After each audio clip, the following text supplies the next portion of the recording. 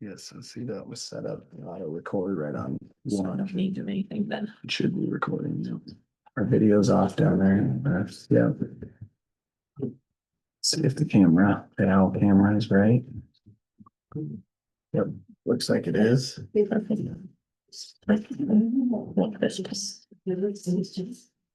Oh, I can. Should be really good. Well, the only thing is, How can I make it so they don't see that? the other people, Mhm. we go down here. Take it. We go down here. Where's the search bar?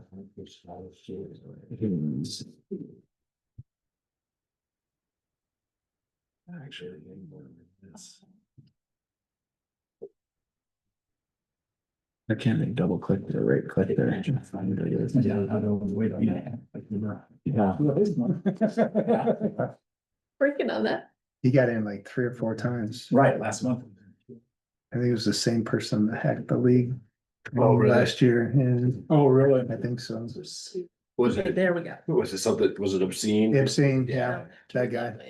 Fortunately, it wasn't an appropriate obscene. Yeah, It was just Thank you. gesture. Actually. He was in the shower pouring like predated mustard on himself. my time. This is the shower Yeah. cap line. You're the only Like, one that got the benefit. I'm like, It was bad. Now everything's There we go. locked down, Not bad. IT it's things, always you a know, problem, really. puts everything out pretty stringently. So it's recording and storing it. Okay. Yeah. Same. Well, it's like, then I learned how to do that better. Can't believe you don't have anything better to do than, huh? Can't believe you don't have anything better to do than try to hack into people's stuff. That's your hobby? Yeah. You're crazy. Now wait till you're retired. It's a challenge, right? Yeah.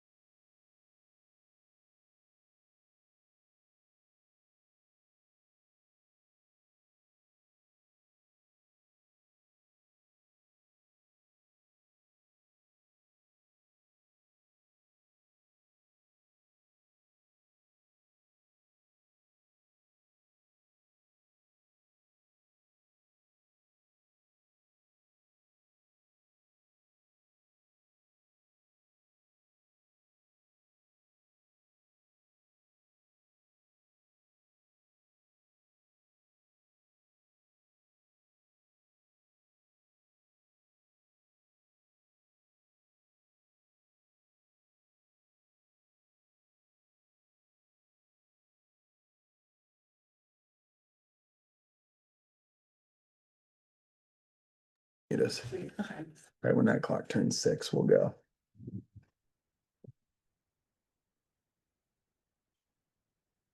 All right, it's 6 o'clock on Monday, October 13th, 2025.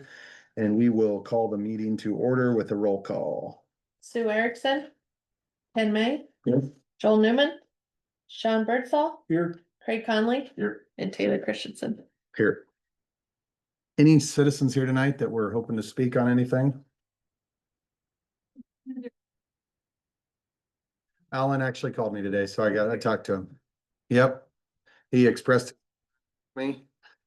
And we've taken care of him. He's alive and well. Kid's birthday party. Anybody else? any citizen forum comments? Anything we've received at City Hall to share? Okay. Our consent agenda here. Well, we approve. Clarify, their council's just talking. When you say supposed to talk, like with their own updates or with questions related to that? Questions related to that, but even on motions.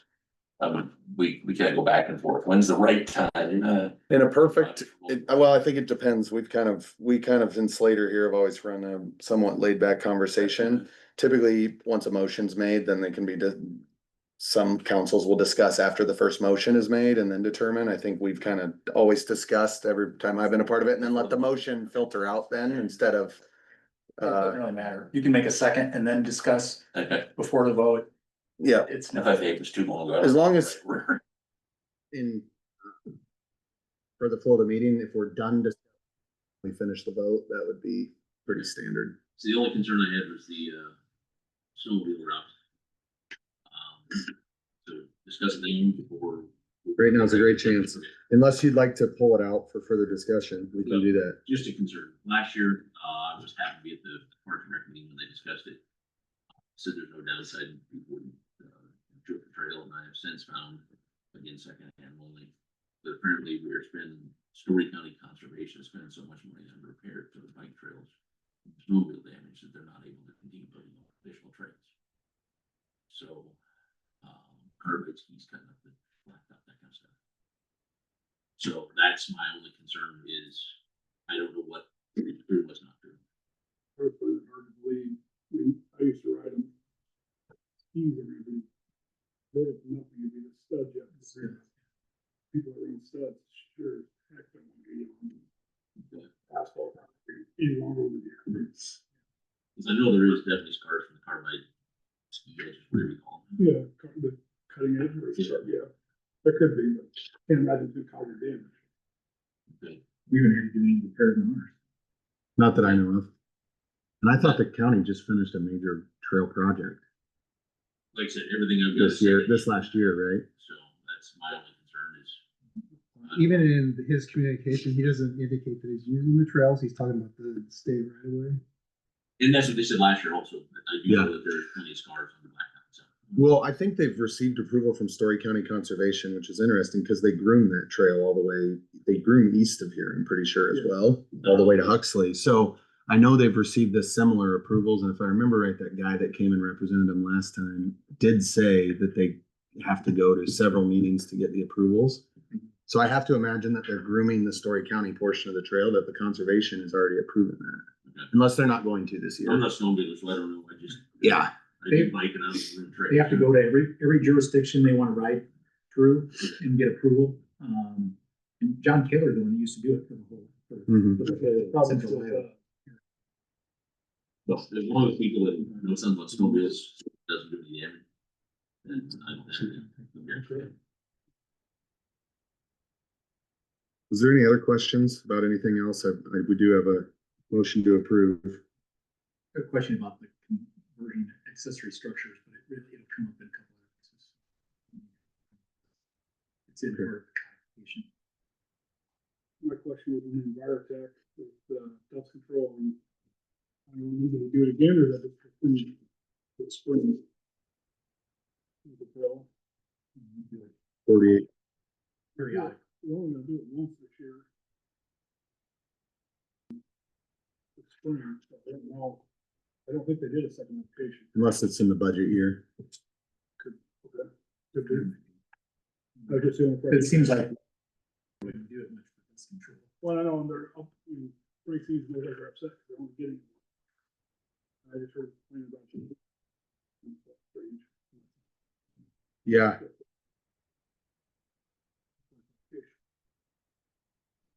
Yeah. Should get into that business. For the dust control, That's. I'm not for sure. Let's check and work on it. Might be worth. Do we have an invoice on it yet? Do you know? Or is this a pre-approval? Most people in the I rural think area it's have it done it's periodically, and there's a limit, I think how often they can have it done, and a lot of them have it done in maybe 30, 60 days. So That's. So that's, I mean, twice a year would be pretty minimum, but. Right, but if this once, it seems a little expensive. It does seem expensive. But it's gone well, I mean, that is the one-time application. It is. Wondering if we got it again, yeah. Alright. Could you just follow up with an answer on that? And that company switched hands like 3 times last year, so.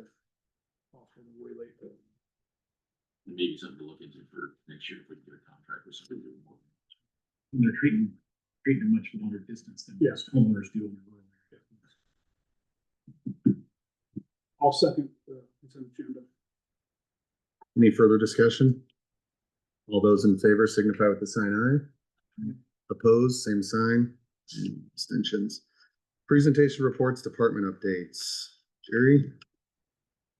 Want to thank Cody Carlson with the Iowa League of Cities. He's here tonight to update the city council on the league's legislative priorities for 2026. We received a letter from the city of Ames engineer. It's kind of an open house this Thursday from I think 6:30 to 9 at City Hall to kind of go over what their plans are for the change from the current reclamation system to the new facility that they're proposing to build. So I'll attend that meeting and then update the city council on some of the background on that. Lindsay and I have met with all the department heads to go over the capital improvement planning as a start. We met with John Thompson this afternoon from Parks and Rec, the chair, to kind of go through some input from him. Parks and Rec planning. And so the first meeting again with city council will be on the 20th, which is next Monday at 6 o'clock.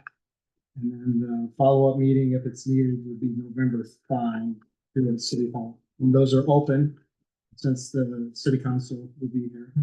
Those are open to the public. Do you want a request, or do you want to send out a request to council if they've had their own thoughts, those kind of things for capital improvements, so it's organized in advance? Or we just do it on the fly? Well, you're gonna get input to date based on input that we received from the department heads. And typically that's where we start as a, as So do it on the fly. well, Alright. yeah, and it covers a lot of things, buildings, water improvements, sewer improvements, street improvements, Parks and Rec improvements, issues with the pool. There's quite a few things on there. We started with just worksheets and now it's expanded to a pretty sizable spreadsheet. And so we'll look at things that are, priority and look at things that are more of immediate, medium priority or more long-term things. And we tried to identify like funding sources, whether it's tax dollars, grant application, joint financing with schools, county, that kind of thing. So we'll have that information as well. We met with Senator Associates last week to talk about the odor issue at the wastewater treatment plant. There were several different options discussed. Some would be more of a moderate cost. Some of the options were pretty extensive in cost. And the representative from Signers, Mark Lane, will be here at the November meeting to kind of go through that for the city council to evaluate that. So no further action until then. No further action until then. Alright, obviously you're. It's a work in progress. We provided some input and so they're going back to their staff and tweaking what they have. And then in terms of agenda items, this council's seen it, but we've got setting a hearing for a budget amendment. So that would be before the November 10th meeting. Factory Strength and Conditioning is requesting an extension of the rental of the pavilion. The grant contract is on there. We've got a request from Stepping Stones Daycare Facility to extend the threshold on with regard to the number of students. They're requesting a 1-year extension there. And the first consideration of the stop signs at Main and Story, Main and Tama, and then the stop signs on First Avenue North at Story and Tama. And I did get a phone call at the time that we covered that item. I'll bring that up to the city council. And then the last thing is the purchasing and investment policy. Very extensive process to develop that. One comment, Dennis, when you're gonna attend the Ames meeting, I don't know if I'm gonna be there. One concern was in the past, we were required, everybody in Story County, every bit of garbage from the city, from this entire county was required by law to go to Ames. Be disposed of by that route. Will we be released from that at this? Based on what I'm reading so far, it doesn't look like we would have that flexibility. I mean, that's a really rare thing. I mean, no other county is required to do that. When we live down in the very tip corner of the county, it's a long ways for our garbage haulers to have to haul our garbage. That's gonna reflect back on us by our costs. I've already been notified by that from mine. And if they can get tipping fees in Des Moines cheaper than they can get them to drive them to Ames and then somebody unload it, reload it, and haul it to Carroll. I don't see any reason, there's no advantage. The advantage was Ames needed a waste stream to do the waste to energy thing that they've done. When they're not doing that anymore, they have no reason to require us to take our garbage up to them other than to help them pay for the facility and the tipping fees. I don't see any reason we should do that. And facilities primarily to do the sorting of all of the various sorts of material. Right. And then they plan to ship it, like you said, to Carroll County. So I think number one, we need to ask that question, and number two, we need to find out what it would take to be released from that, even if that involves litigation. You may want to communicate with the other cities in the county. For sure. There's no reason that we should be tied to doing Ames's what they want done. And it's a 20-year agreement, 27 to 47. So that's the biggest thing I have with that. I did have a question on one of the things I forgot on the agenda. The LMI grant, all of the fees for sewer are attached to the one home, one lot that coincidentally 104. meets the requirements for LMI. Is there a reason why all of the sewer fees are attached to that one lot instead of split between the two of them? All the rest of the fees for everything are split evenly between the two homes. All of the things for sewer hookups for both homes are attached to the one home address, and that's the one we're being asked to reimburse for LMI. I would look at that closer. That's the one that's eligible now. Right, well, just seems a Because little they met the coincidental, criteria. it bumps up the I think the fees on that. good news about that is the way I interpret that as well as on the other one, there's only a maximum reimbursable amount of the smaller number. Right. So they won't receive the 25,000 on the second home when it sells. Right, they receive an apportion of that, Just what the qualified costs are. which are just a couple thousand. And they won't receive all of the qualified costs on the other one. So we're actually gonna come in, by the way I interpret it, under what our initial costs were going to be, because they've gone over the cap on one lot and under the cap on another lot. So we pay the lowest of, Yeah, but the under's two? only like $2,000. no, There's no. like 11 things. the under's like 12,000. The second lot is 13,484 is what we have on the qualified costs. So my interpretation of the agreement is it was up to 25,000 for qualified costs per lot. Well, with one lot at 31,000 and one lot at 13,000, the maximum on the one lot is 25. The maximum on the other lot, in my interpretation of the contract, would be 13,484. So I think they came in under on that sense, which I think is a positive for us. So it will actually maybe be end up better financially for us. Just a curiosity there. And we'll bring back this information. The second one.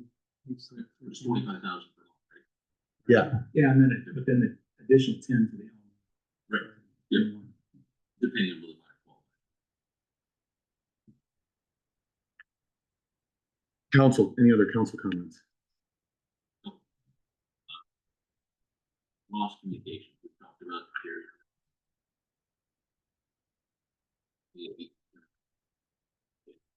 They've yet to bid, actually understand. Questions as far as, does this mean it's gonna go to 8%? it seems like, I don't know how to get the information out there, but Gary's put it on our website, those kind of things. I think it was in the last scoop. I don't know how to do that. I think, did you say you were? Yeah, we're sending out a document between all the residents. Oh, that was. Yeah. The addresses, okay. We have an opportunity then to put along with that, an information sheet that might be easier to read than the ordinance. As it's gonna read for voting. Well, verbatim, when they go to the polls, that's Right. what they're gonna see. Yes, but do we have an opportunity to add city council's comments on that, or city council and an opposing view? Or something like that that would be on that, or is that by code? I mean, I assume since this is an over and above. This is not required by law that we that we send this. Yeah, we're just doing this based on the information from the last meeting, that Right. there were some folks who attended. the So it city seems to council me meeting. it would be fair to Any include some questions on that? information on there about why we're asking the voters to do that. Well, and that's part of what's being addressed in the document that we're sending out. Yeah, not everybody's gonna read that document. I mean, they might read a comment on there more than they're gonna read the document. And the document's easily misinterpreted, and certainly most of the information that's out there in the public is misinformation. Well, we try to use credible sources. In putting that Yes. together. Yes, but what I'm saying is, what you're talking about doing is just putting out the same exact thing that that they would see as the. Well, that's the last thing that they see is when they go to the polls, this is what the Yes. ballot's gonna contain, Right. it's helpful to know before they Absolutely, go. right. They can read it beforehand and opportunity to. The research document's it. more inclusive, because I thought Kyra was providing information, Craig's provided input. I know there's been a lot of input. Right. It's Yeah. not just the ballot language that you're sending out. Right, it's what is local option sales tax, what's Okay. the formula? There's a lot of background information that we Okay. didn't provide. Document that we So it's a provided. Q&A plus the actual ballot language, Yeah, right? yeah, It's not just the It's ballot like, language. it's not just the ballot language. I think there is some answering of what it is, how it applies. the formula. I haven't seen it. You don't have a draft done yet, but if you, Craig and Ken wanna look at it I'd like to look at it. and sign off and go for it, I don't have any reservation about that. It was mailed. It was mailed. Oh, was? Okay. Yeah, they were mailed out. Oh, okay. So there's not an opportunity to weigh in on or changing. But am I hearing the city council wants to do something in addition to what we put together? I haven't seen I don't know, I haven't seen what you put together, so. I get my only, obviously the information, common sense would dictate this is why there's 7 people running for 3 seats when we couldn't get 3 people to run in the past for 3 seats. Is that this issue all comes down to kind of the contentiousness about how does this affect our taxes? Is this all about the community library thing? This is interpreted to be purely another vote for the library community center or not. And so I think you're gonna find that a lot of those same traditional people who voted against it are gonna vote against it. People who voted for it may vote for it. Depending on what they hear on the streets or information sources. I think the thing to me is that it's obviously what it's identified to us is a revenue stream that doesn't increase property taxes to fund things. The initial passage and the reason it was found was community library center. But realistically, certainly high on our infrastructure list is gonna be fire station and EMS building. And likely that may be one of the same revenue sources we're gonna need for that, to not increase property taxes any more than it has to be for that. And so, that seems to be a fair statement to me without trying to point one thing one way or another, but if it's already gone out, it's gone out, so. Can you get a copy of what was out to everybody distributed so everybody can see it? And We'll then, get one in the mail, right? well, we have a special meeting on the 20th regarding to capital improvement planning. If there's significant objection or a feeling of a significant lack of information you think needs to be provided, we still have a window of time to provide additional communication. I think the balance on this is communicating as much of the facts as you can and not opinions or directions. I think I agree. we're all in alignment that shrinking revenue sources and the state house attacking revenue streams is warrants our desire to be more creative about how we fund anything. And I think this gives a greater level of autonomy Well, to do and I that. think it's hard to find a way to balance what information, if we were to put a comment out there, how you'd balance that information, but I don't have much of a flavor for spending more money on postage to send out Yeah. information that may or may not get read. I mean, Well, that's why we sent it. there's a lot of people that the Slater Scoop people don't know what that is and have never read one, and it's lime green, so. Yep. We were told that there's. It's hard to residents educate that everybody. Don't have access to computer and internet, so that's one of the reasons why we sent it in the mail. No, the mail's good. I don't think that was complete. It's just, yeah. It's Yeah, hard- no, hard to I get- don't have much of a palate for spending another one to send another one out. I can tell you it was a collaborative effort. Trying to stick to the facts and use incredible resources. We'll see what you think when you get a chance to read it, and like Taylor said, we have another meeting. So. Yeah, if there's a major concern with it, I mean, I think education is, we can do so much and try as hard as we can Yep. to do that. Next one, thank you to Jerry and Lindsay for setting up the candidate voter forum, whatever you call it, at the end of the month. I had asked about potentially polling the 7 candidates, so the people can't make the meeting, and Jerry and Lindsay thought maybe that was pushing the envelope a little bit as far as government interference in the, something we don't want to skew, and I understand that. But I appreciate setting up the thing, the forum. That's been moved to the 15th, hasn't it? No, there's a different Actually, group two that's of them, yes. hosting one. It's the 30th. League of Women Voters, I think, or something like that, is doing one. At the log cabin on Wednesday. I thought that was the one that was the 30th. No. No, ours is the 30th. The city, this is just essentially the city's is introduction. 5:37. All candidates were invited, introduction, public Q&A. Yeah, but that's the same night as Beggars Night. No, No. Beggars Night's Friday, the 31st. I thought that had been set on the 30th or something. Thursday versus Friday, so appreciate your efforts there. Okay. Last one I had was codifying Jerry's position. I've sent you guys a couple of emails on that. Obviously, I feel strongly that I think this council set up the new position. So I'd like to get that codified with this, but I also know there's a bunch of things on the agenda for these guys already. So is that something that I'm one of 5, so curious for the input from you two, whether that's something we need to get done before the end of the year or not. I don't know that he's not codified already. I think the code has an administrator position. I think there's wording adjustments associated with the city clerk shall serve as city administrator, but I believe we kept, our code was set with those separate positions. In my opinion, no, the code as it currently reads in my, very much looks at it as a combined clerk. City administrator position, not a full-time dedicated city administrator. So I think those responsibilities are very different. I would just ask that then maybe could you provide to Jerry or Jerry for council the specific instances where there's gaps are? It's in your Yeah, he's already done that. September 8th email, there's a long list. Yeah, I'm not saying they should be changed, but it's places where I can see that they do.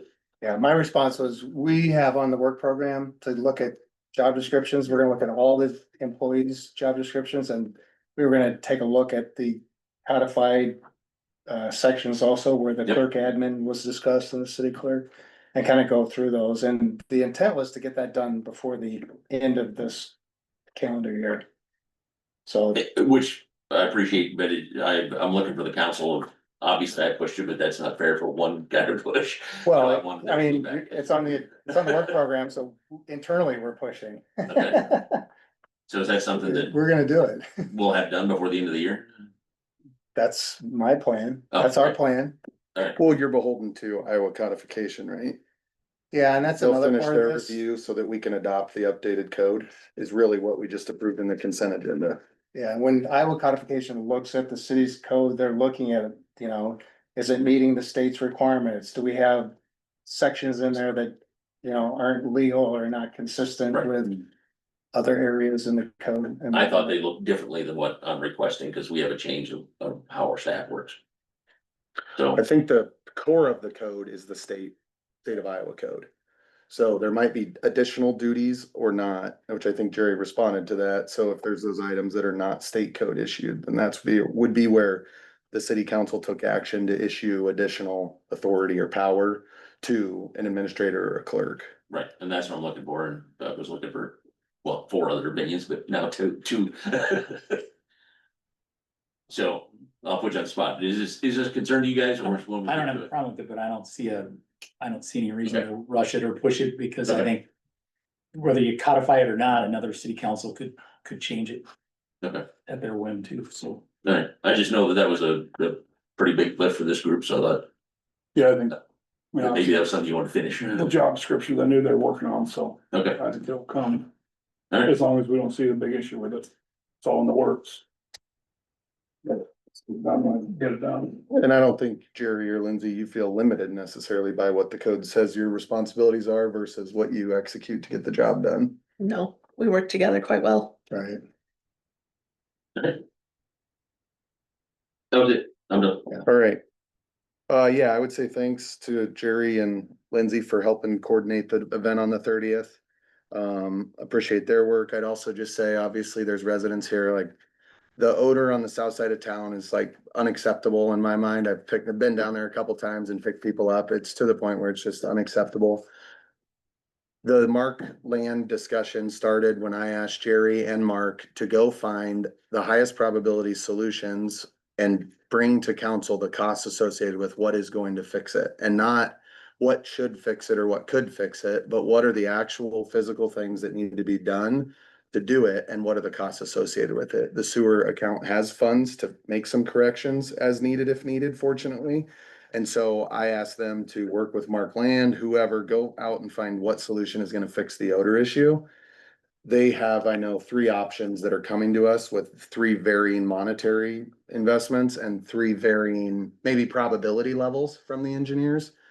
I think it all goes back to just, at the end of the day, when we selected this treatment system and the design of this treatment system, the whole theory was based on treating the wastewater to achieve the levels required by the DNR. Odor is something that is obviously maybe logical to assume is gonna happen or not happen, but the impacts after the facility is in progress or in operation there's things obviously been that were not anticipated or not designed for those things, and we have a duty to get that fixed.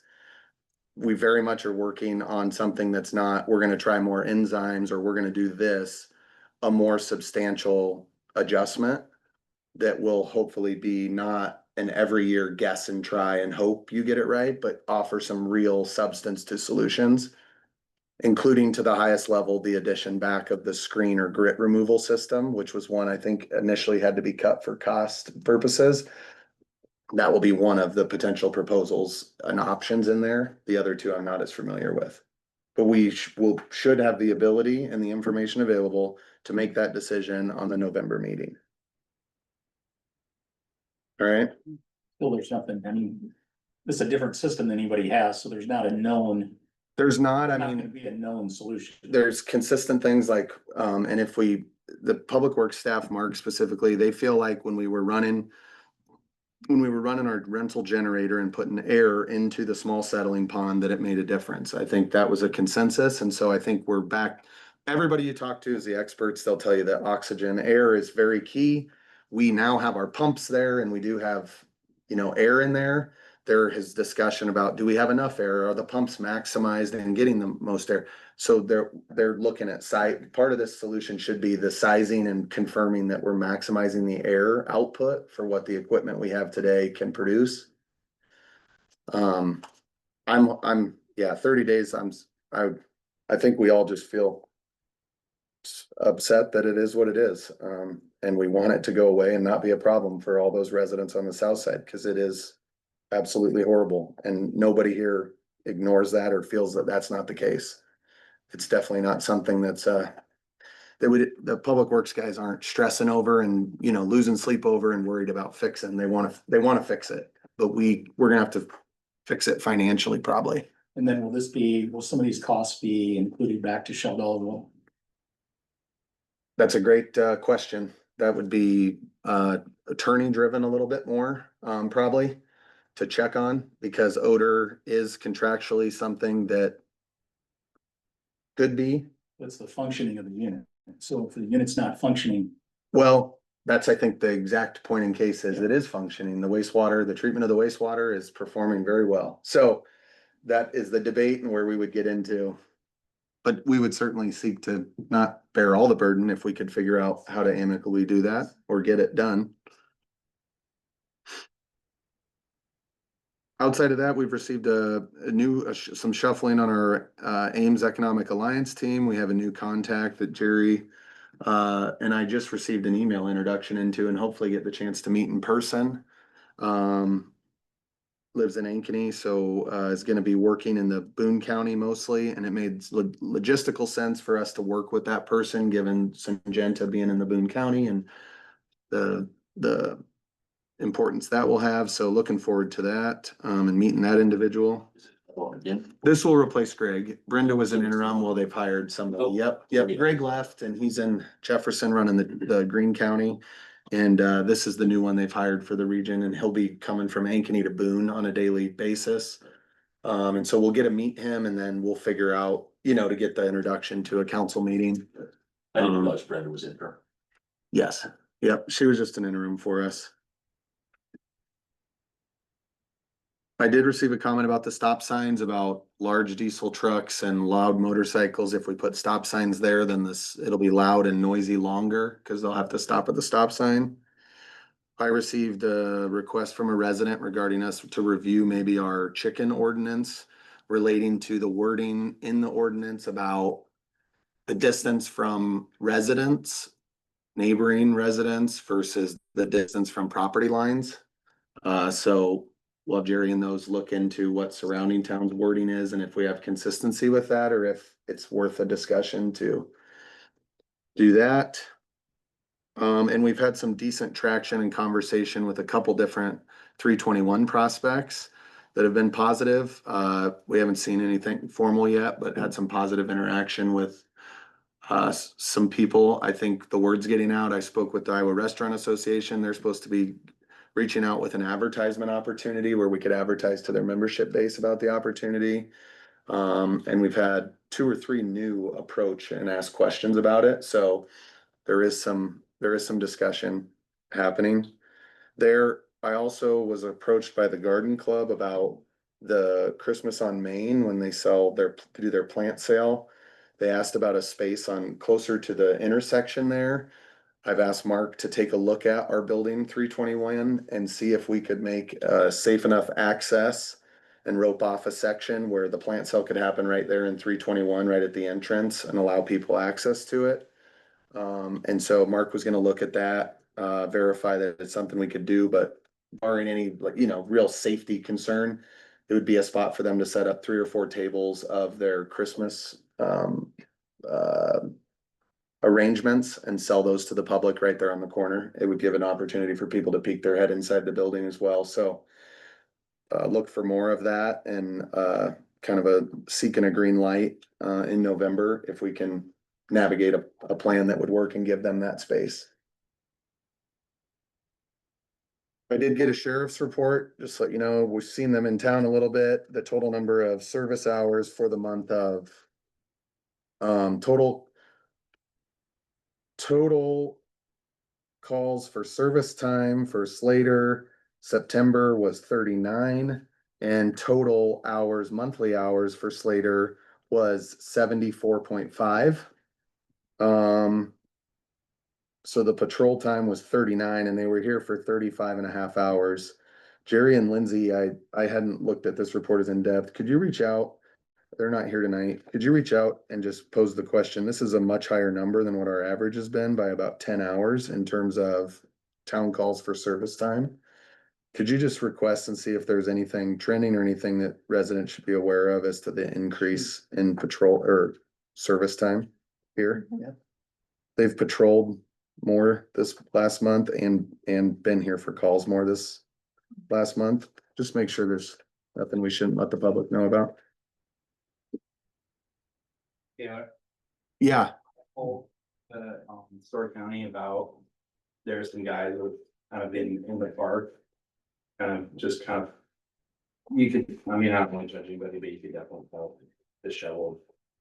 Almost looking in. Yeah. The trail. Were they wearing a trash bag by chance? Have you heard about that one? We had a gentleman that was wearing a trash bag walking through town. Right up by.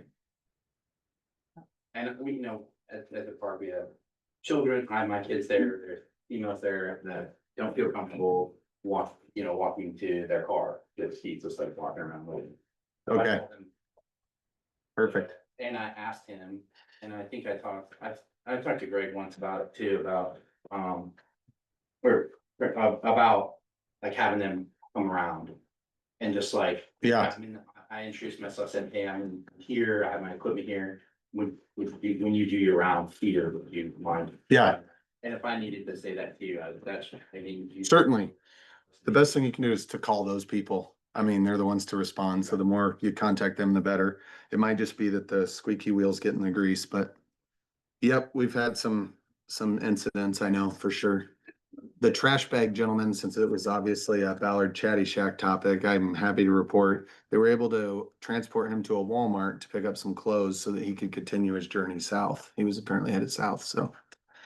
He did get to Walmart for a new set of clothes. And hopefully further south. Any other questions? Yeah, Do they count their numbers by incident or by number of officers responding to? it's typically hours and minutes. It's man. So it's man hours, I believe is what they count in the total, so it could Three be, guys there for an hour. It's It- 2 hours. yeah. That's my understanding, It's 3 incidents? a lot of patrol. Huh? Is it an incident per unit or? No, they're all unique individually, so, and I'd be happy, Joe, if you wanna look at this, so you can see exactly what the report kind of comes back looking like. But it's a detailed incident that has codes associated with it, so you know what the purpose of the call was. Sort of, yeah. Sort of, if you have there is a key somewhere that I found at one point. But There's 2 reports. Thanks for the update on 321. I was waiting for that one. I was remiss in our last vote. We had an offer for the building. And I thought it was a cash offer and I didn't really do my due diligence. yep, If there's an individual that's willing to make an offer via the RFP process. financially, Yeah, I don't know what that one was, the $100,000, if it was just to buy the building flat out or if he was willing to do things. yep, What's that? It was for the building and the lot to the east. Just Yep. cash, it wasn't, With no- I'm gonna develop. there was no plan or anything, plan. usage-wise. Right. There was some verbal plan shared, but no formal plan. I would just say, when it comes to the sale of real estate, we're quite restricted on how we conduct that. Absolutely. And if we were to sell it, we would have to make it public and Yeah. allow Yeah. many offers. Yeah, and all I was saying is perhaps if that gentleman would like to submit a RFP, then he can be considered along with the rest. I didn't know what his plans were. If it was cash, I think we did absolutely. Yeah, he was If told- develop a building, then- He was told both times that he approached and made that offer, that, yeah, we'd be glad to look at an RFP and do that, and the response was, Good. That was my only, I thought maybe I dropped the ball. yeah, and we've had 2 or 3 other reach outs, non-related to food service, that have been responded to and entertained with. Okay, But no formal response necessarily to it. good. We're following rules and I just, Yeah, if I didn't do my due diligence, I was like. I think the other, Did I send the Lindsay- door? Lindsay's also verified and made sure that we won't pay taxes on it. We did, Correct. that notification was missed for the last year. But we'll no longer pay taxes on it, so I think the No, missed no, opportunity right now is the increase in taxable value, but we gotta find that person who will increase that value, hopefully. No, I just wanna make sure I didn't screw up and I'm Willing glad to. to maybe have some additional. Yeah, I think the more people we can talk to and tell about, there's a couple Main Street business owners, I would say, who have been aggressively supportive and vocal about trying to attract other businesses, so. I mean, it's really a campaign similar to the Lost Vote in a sense, like the word of mouth with information is so valuable, so any promotion is helpful. That Jared looked like Mark's cleaned it up, so that's appreciated. Yes, they've been inside to clean it up and stuff. Good. All right. There's a don't know if they noticed, there's a strip of like weather stripping or something. Coming out of the brick. Yep. They should be reaching out to get that taken care of. All right, let's jump in here for the legislative update. We have a great representative here from the Iowa League of Cities. Just a brief, the Iowa League of Cities is obviously an association that represents and helps city government, local municipal governments all over the state of Iowa. This is something that I think is important that we do on a regular basis, at least to get somewhat of a legislative update. Our legislature has been quite busy and done several things or made some changes associated with how we function or how we're funded. And so I appreciate you being here tonight. Yeah, absolutely. Thank you. So I am not Chelsea Boyd from the Iowa League of Cities. Chelsea Boyd is our Director of Government Affairs. As my last one, when she agreed to give the presentation, she had an unfortunate situation come up that prevented it from being here. My name is Sylvia Carlson. On her team as the League's Manager of Government Affairs. We work hand in hand up at the Capitol during session and then supporting City Council, Manager, Clerk, and all of you as residents here, advocating on your guys' behalf as the League up at the State House, and then also helping to facilitate and try to bring local elected officials before their state representatives. You guys are represented by Senator Jesse Green and Representative Chad Bain in the Senate and the House respectively. So our job as the League's Legislative Affairs team is to help to facilitate your local electeds conversations with your state elected officials, making sure that they're aware of what's going on in Slater, how what they're doing up at the State House is affecting Slater, both from a policy perspective, from a fiscal perspective with property tax and all of that. So thank you for the introduction. Happy to be here. I am entering my second year representing you all with the League, as is Chelsea Hoy. And so wanted just to jump in and give you a quick brief update of what we did for the session.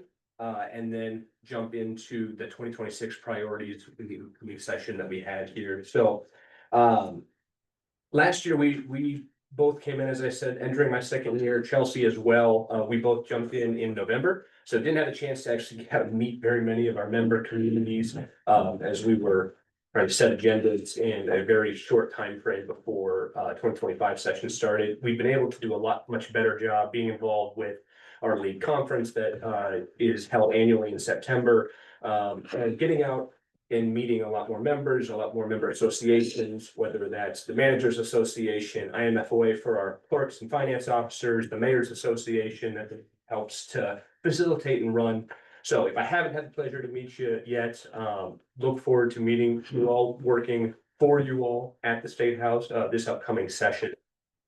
Last year, we worked on several different policies jumping in. We actually had the successful passage of a public notice alignment bill that was brought to us on behalf of the IMFOA, which is the Finance Officers Association, our City Clerks Association, essentially, that aligned the public notice timeframe for clerks to get that out to newspaper publications, making sure that that was aligned to a single standard, depending on the issue that was being discuss the alignment or the notice periods to get that to newspapers, to get that information out to the public was different.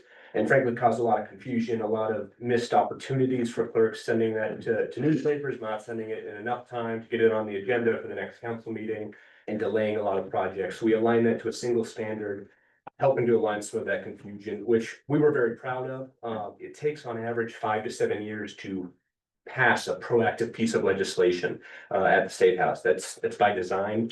There's a saying that, you know, legislation is stumbling slowly in the right direction rather than moving quickly in the wrong one. And that's very true at the Iowa State House. They do their best, your state lawmakers, to get things right. They don't do it perfectly all the time. I don't think anyone does. But we were able to pass that a single year. So well under that threshold. So Chelsea and I were able to get in and get that passed, which we were proud of on behalf of our city clerks. In addition, we were involved in the property tax discussion I'm sure all of you read about and heard about that went on throughout last session. Being able to be a resource for state lawmakers. For those of you that may not know, that the property tax proposal went through several different iterations that the League was involved in conversations with. educating lawmakers on how the property tax proposals were gonna affect not only residents, but commercial users in our cities, our city budgets themselves, and how those property tax proposals were actually impacting. And we were pleased to see general positive movement that both supported the tax relief that was reported and what legislators wanted to achieve, while also still providing some flexibility for local communities and local budgets that are doing the best that they can with the resources that they have last session. So we're pleased to see that general movement and that those kind of general suggestions that we provided help to inform our strategy going into 2026. Quick overview about the 26th session. It is going to be the second year of what's known as a General Assembly. Every legislative session is built into 2 one-year cycles. The first year being a 150-day session, the second year before election cycle being a 100-day session. And so it's a little bit of a shorter session this upcoming year. So a couple of dates for you all just to be aware of. Session is going to start on January 12th. And then in Iowa, we will go through a funnel process.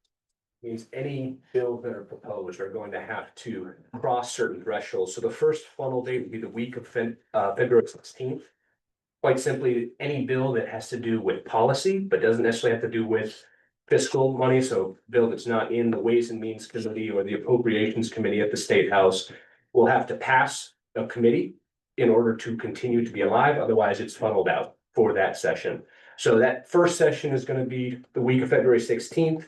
The second funnel for this year will be March 16th, so a month later. And that's where any fiscal bill is going to have to pass its first committee. And any of the policy bills that survive the first funnel will have to pass through a full chamber and through the committee on the opposite chamber. So if it started in the House, it'll have to pass the House and pass through the first committee in the Senate. So there's several steps that it's going to have to, bills are going to have to pass in order to move through the process.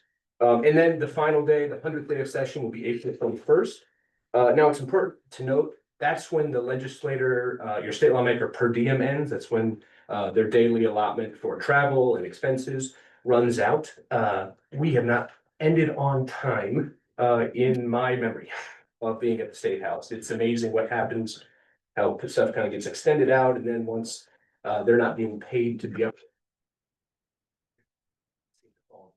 after the per diem ends. So we anticipate that per diem will end on April 21st this upcoming year. We anticipate we'll probably go through the session throughout the end of April, probably into the first week of May. So there's just a few dates that I wanted you guys to be aware of for this upcoming session. And then general landscape for the session. We are seeing some unprecedented change in leadership, both in the House and the Senate. We have a new House Majority Leader in Representative Bobby Kaufman of Tipton area, and a new Senate Majority Leader in Senator Mike Clemish of the Decorah area up in northeast Iowa. That's very new. It's very new to have new leadership in both chambers in a single year. Happened for various reasons with the previous House Majority Leader deciding to run for Congress, and the Senate Majority Leader stepping down due to health concerns. But we, because of that, are going to see some shuffling in the chairs that the League of Cities and you all will want to pay most attention to. Those committees are primarily the Ways and Means Committee, has to do with taxation, and the Local Government Committee that has to do with all the policies that govern local governments, in some cases preempt local ordinances, which we typically at the League try to work against.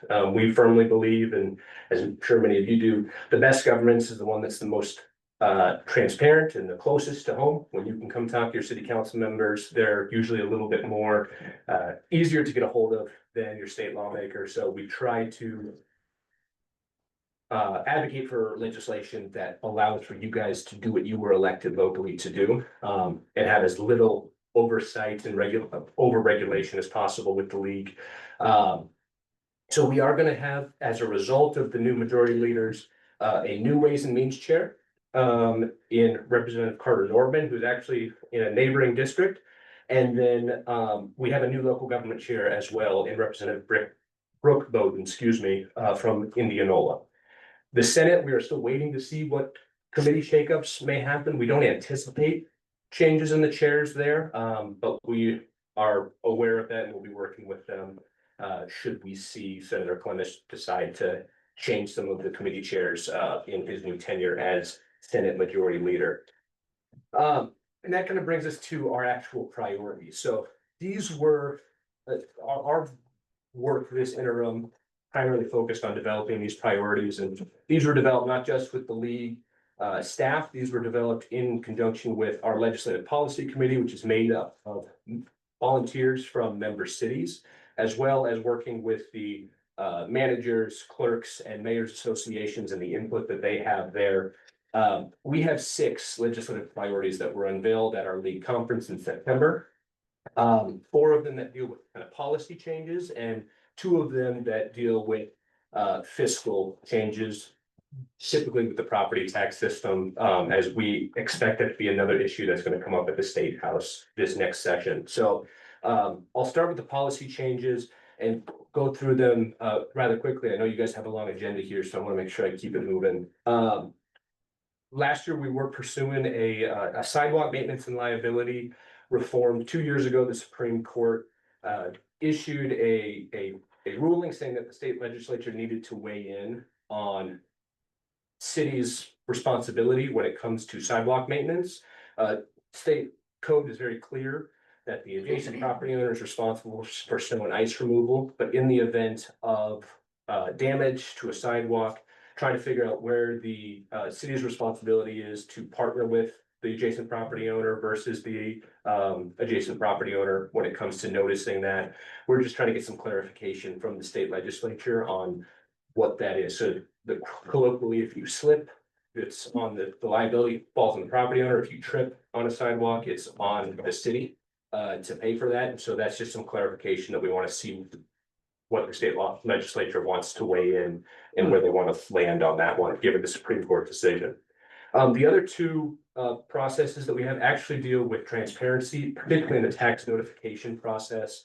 The first is improving the taxpayer notice that I'm sure all of you receive, that is frankly very confusing. It bases the taxpayer taxes that you may or may not be assessed on a statewide average that is not reflective of your actual house, your actual property.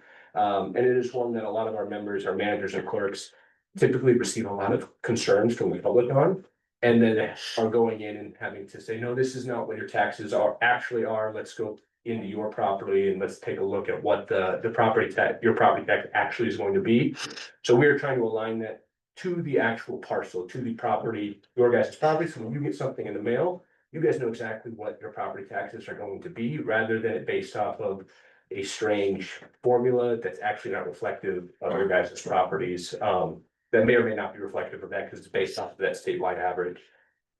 The other property tax or public notice requirement is actually a step beyond the alignment for public notices in actually allowing for digitalization of public notice requirements.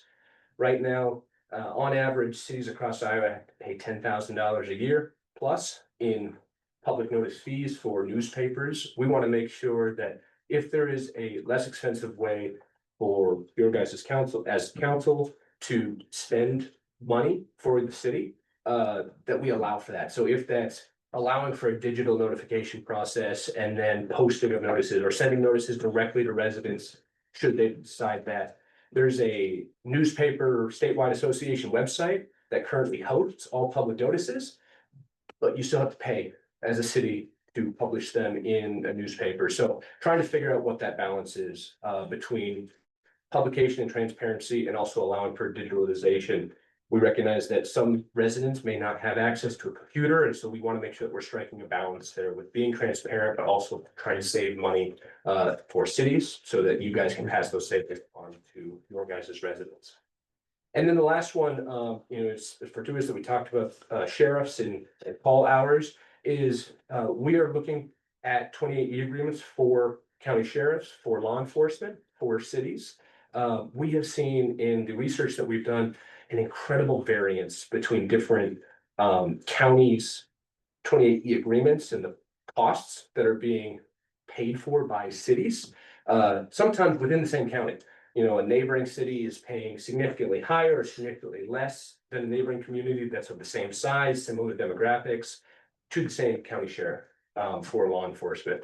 And so trying to get some alignment there across the state and certainly within counties is something that we're working on with county sheriffs, on that one. So we're developing that language right now and are presenting it to lawmakers here in the interim. And so those are our kind of 4 policy areas that we're looking at. And then in the property tax space and in the fiscal space for city budgets, we recognize that we want to make sure that we're helping to shape the conversation, to communicate and educate lawmakers on the impacts of massive tax changes to city budgets, to capital improvement plans, where cities are expecting to have a certain revenue stream, right, when it comes to that from property taxes, and then that being changed and how that does impact city budgets. So we are working just to continue to be educators to state lawmakers on, this is how Senator Green or Representative Bain, this is how advancing this property tax bill will affect your later's budget. And we want to make sure that you're not doing something that adversely affects the residents, that duly elected city council members that are voting on projects with the best knowledge that they have, that is then being completely, the rug's being pulled out from under them. A change in a property tax system that may or may not provide the relief that is being claimed by the Des Moines Register or KCCI on that. And then the last fiscal policy is looking at tax increment financing. That was a pretty important tool for cities that was lumped into the property tax conversation that allows for capital improvement projects. There were a couple of bills that were passed, some of which were positive, actually allowed for a lower threshold of LMI funds to allow for residential development in different communities that passed. And then there were some that were greatly changing deals that had been struck and sometimes in place for 10, 15 years in different communities, where the terms were being pulled out from under not just our cities, but commercial entities and developments that were brought in by communities, and trying to figure out if you're changing the deal here, how do we grandfather in existing agreements and then move forward under this TIF structure that you guys are trying at the State House to employ. So with all that being said, I know that's going through a lot, and a lot very quickly. Jerry has my contact information. Ultimately, Chelsea and I, our job is to serve you, to facilitate your guys' conversations and education with lawmakers. And so we do want to offer and ask that you guys get involved. We have a legislative link that goes out every week during legislative session. I would encourage all of you to subscribe to that from the league. We also have a legislative champions cohort, which is designed to allow local officials to tune in every other week to a meeting on Fridays, usually during the lunch hour, for those of you that have full-time jobs and are working, a separate job in addition to your council or mayoral duties, to tune in, listen to what's going on in as close to real time as possible up at the Capitol, get some context and some inside baseball of different conversations that the league is having and how that's impacting your communities. Would encourage you all to sign up for that as well. And then in addition, we designed that to try to give you tips and tricks to help facilitate conversations with your state lawmaker, and build those relationships up from the local level up to the state level as well. And then the final thing that I would just plug is our legislative team at the league puts on a local leaders day. That is going to be on March 4th this year. Would encourage all of you, if you're able to come down to the Capitol in the morning. We have lawmakers come in to the Iowa Historical Society downtown Des Moines, meet with their locals over coffee and breakfast. And then we have a keynote speaker. Last year it was Debbie Durham of the Iowa Economic Development Authority. We'll have another keynote speaker again this year. And then in the afternoon, we hope to facilitate those conversations, bring you all to the Capitol and have conversations with your state lawmakers while they're in Des Moines doing the work of supporting you all and representing you all as your constituents. So would highly recommend you come up there. We'd love to host you and help facilitate those conversations. And with that, I know we breathed through a lot. I want to make sure that I open it up to any questions. And if there's any that come up a little bit later, Jerry has my contact information, so does Lindsay as well. Chelsea and I are available to you all and want to make sure that we can answer any of those questions that have coming up. Do you anticipate, it's obviously hard to predict the future, but as far as TIF goes, Do you anticipate that a bill makes it through this year to do some sort of reform or change to the TIF process? As far as TIF goes, I'll be honest, personally, I'm a little bit more dubious. I think that there was never a proposal that was put forward that balanced preserving existing TIF agreements with changing the parameters for utilizing the tool going forward. So TIF, I don't necessarily expect to have a bill. I do expect something on property taxes to likely get through. Now, last year, we were largely working on one single bill that was put forth by Dan Dawson as the Senate Ways and Means Chair. There was not a separate House property tax proposal, and there wasn't anything from the governor's office. This year's completely different with new leadership in the Senate and House. We're actually anticipating a Senate version of a property tax bill, a House version of a property tax bill, and Governor Reynolds, even though she is in her final year of her tenure and has already announced she's not running again, she has put out publicly that she wants to look at property tax as well. So we could see 3 different property tax proposals all circling. So I do expect something on property taxes to likely happen, whether it's the sweeping change that was being discussed last year, or something a little bit more muted. As far as a straight relief bill or something as much as a cap on revenue for local governments, that remains to be seen. So would you say it would be prudent for us to assume that the property tax bill will be a priority? Should a property tax bill succeed through the legislative session, that local governments are most likely to see a reduction in property tax revenues they receive in the future, regardless of which version of the bill is? Do you think that's where it ends up, regardless of what the bill is? I think that there will likely be some sort of revenue restriction. Now, one thing that gained a lot of traction is last year is having some sort of inflationary cap. We all know things are getting incredibly more expensive, both at the grocery store, but it's also getting more expensive for cities.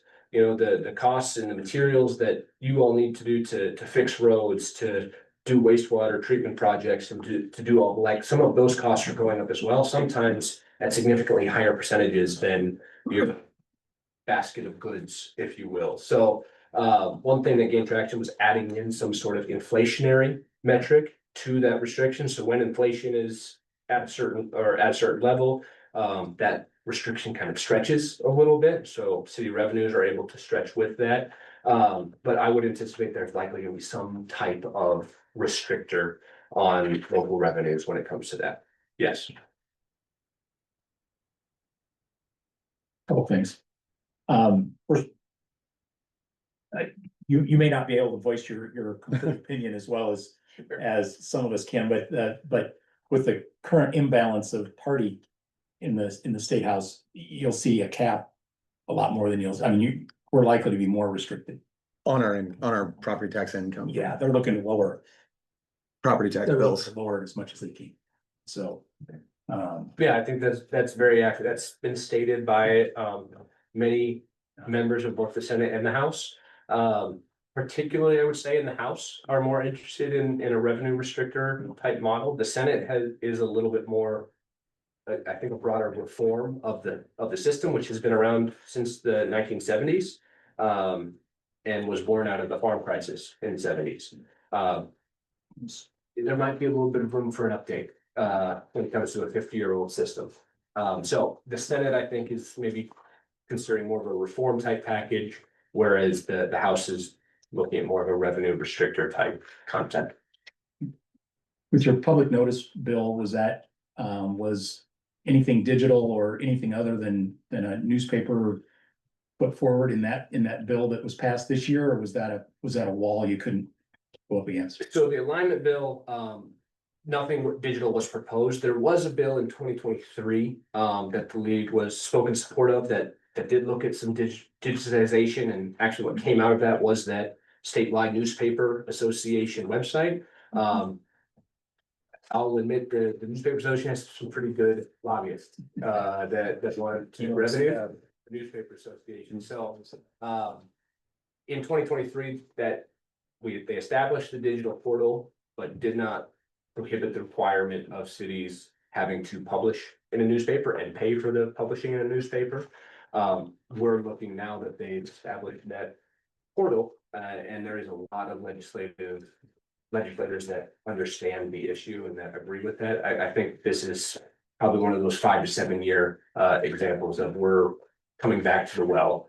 Now that portal exists, it's a very easy solution to say, well, let's just publish those public notices on that digital portal and then allow for city councils to adopt a local ordinance that still requires a publication or a mailing for residents that may not have access to a computer, providing some of that local control, local home rule that we advocate for it on behalf of the league. And then we're a member to the Yes. Iowa League. You told me what percentage of the cities of Iowa are members of the league? So we have 941 total cities in Iowa. I believe 938 of them are members of the league cities, so it's in the upper 90s. Now when you Google, my little fun fact for you is you Google Texas or California, they have about 500 cities. Now they also have different designations in their code for a town or a village or something like that. There's a single incorporated name for any size of community. So we have members from 20 residents all the way up to, Cedar Rapids, Iowa City, the metro area, and the number of residents that some of those cities have. Thank you. Yeah. Go ahead, Karen. Yeah, of course. Just curious, if I circle back to property tax relief, if you think that legislators will think any differently about what they might be interested in passing, given the fact that the revenue estimates and actuals are not much in alignment right now, and maybe will continue to be that way. Do you think that might have an impact on any potential legislation?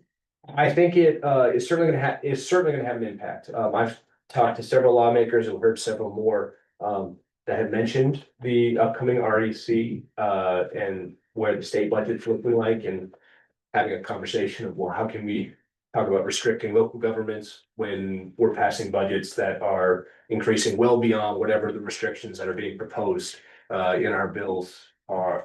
So I think that's absolutely gonna be a consideration.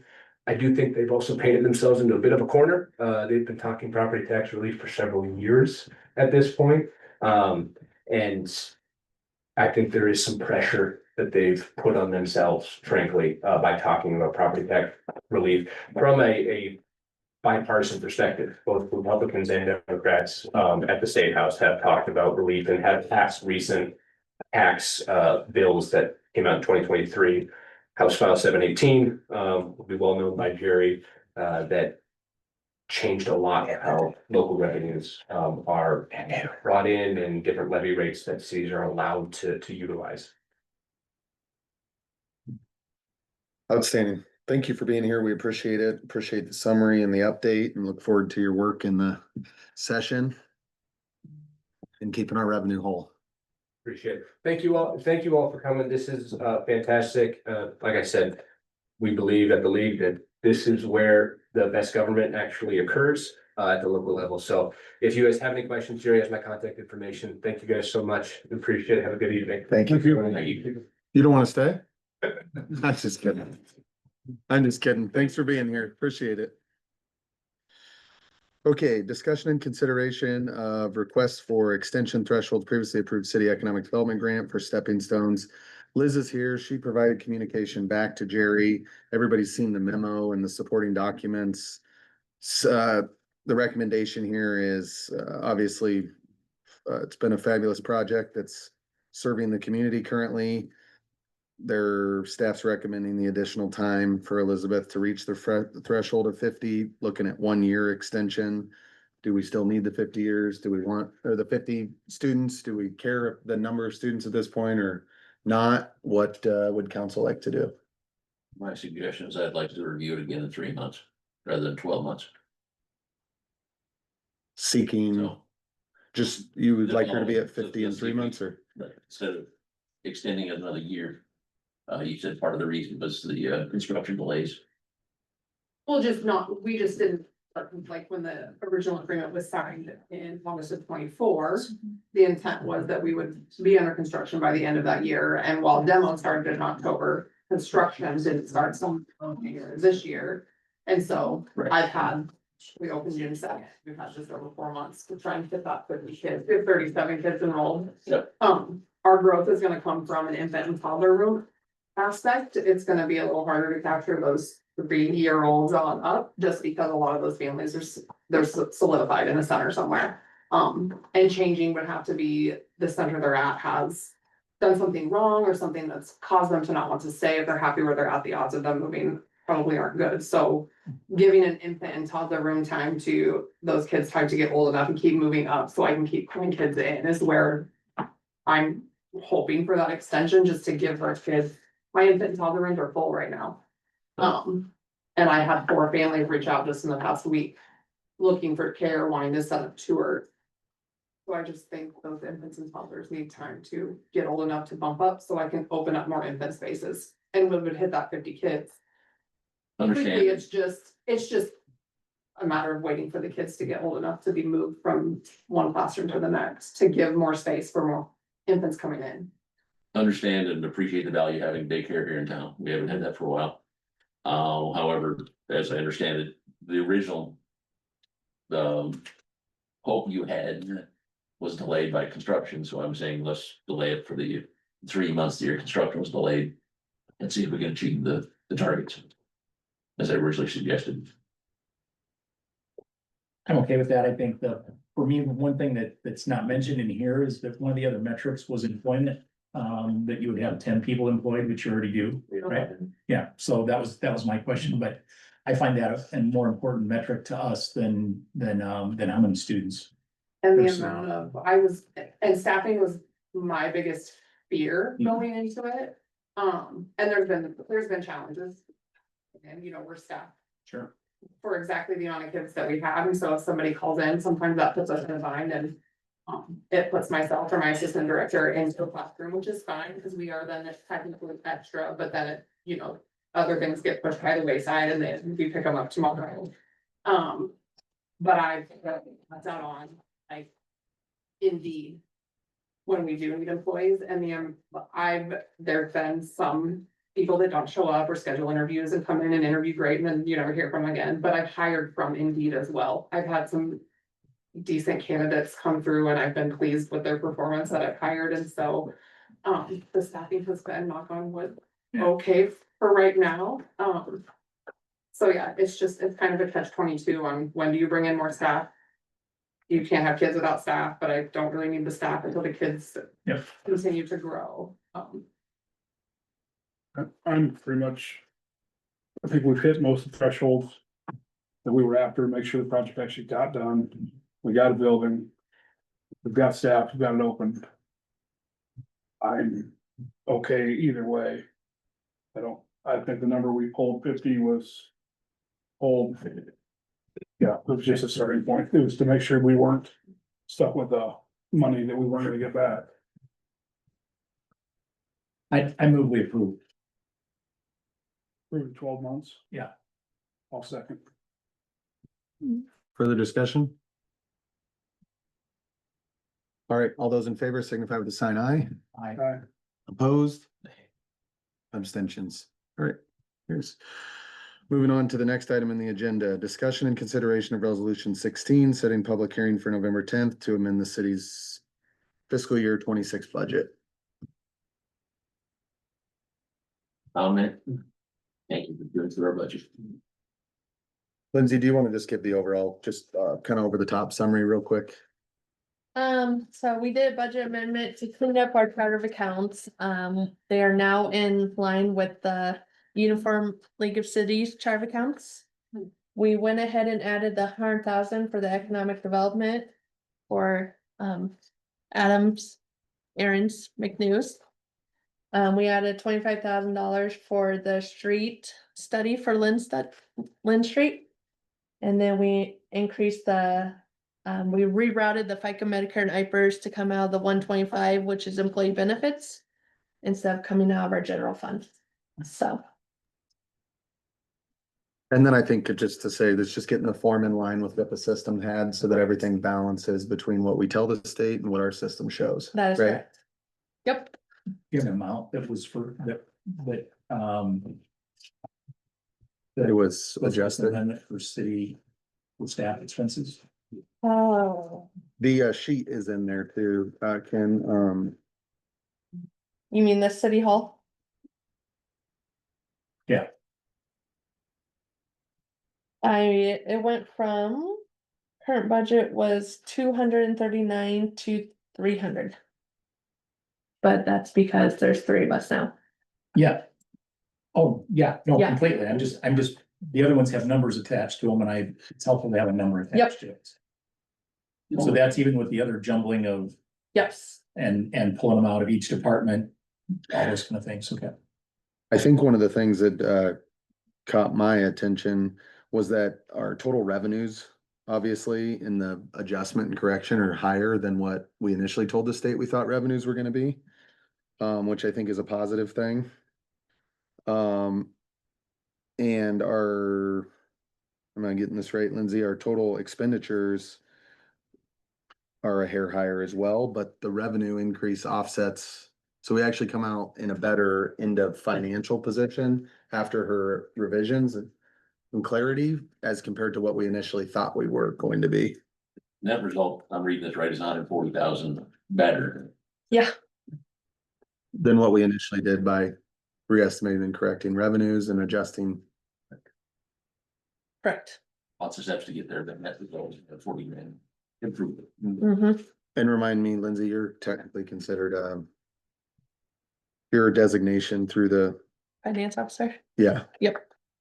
So I think aligning the chart of accounts with that clarity, I think clean things up too. Mhm.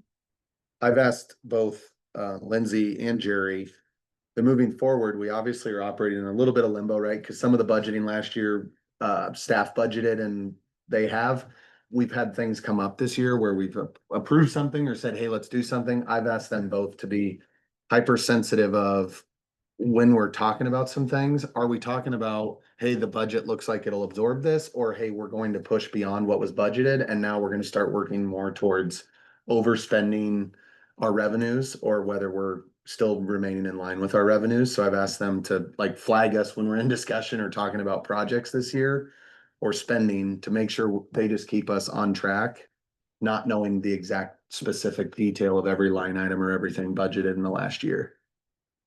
So they will do a good job of flagging us if we're pushing beyond our revenues so that we can make prudent decisions. Is everybody good with the public hearing on November 10th for that, setting that date today? Need a vote? Mhm. Yep. Motion, we set a public hearing November. 2025. Second from Craig. Any more discussion? All those in favor signify with a sign aye.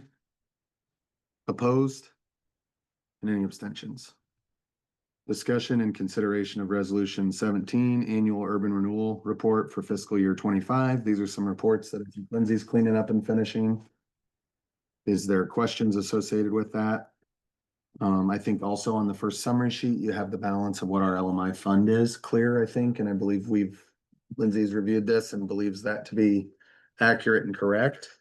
That number is around $140,000 number as the total balance in the 149,998 is the total LMI fund today across the projects where we're collecting those. I know that's a number we were trying to pin down. And the outstanding TIF obligations, 1.9 million. We talked about this. Yeah, I'm looking into, So there's still some.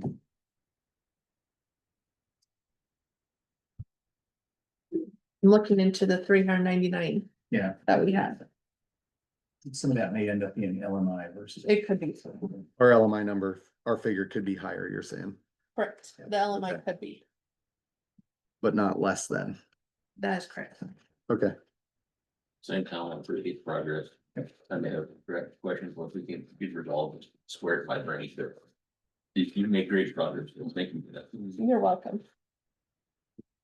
I'd welcome a motion on that one if there's no further questions about that report.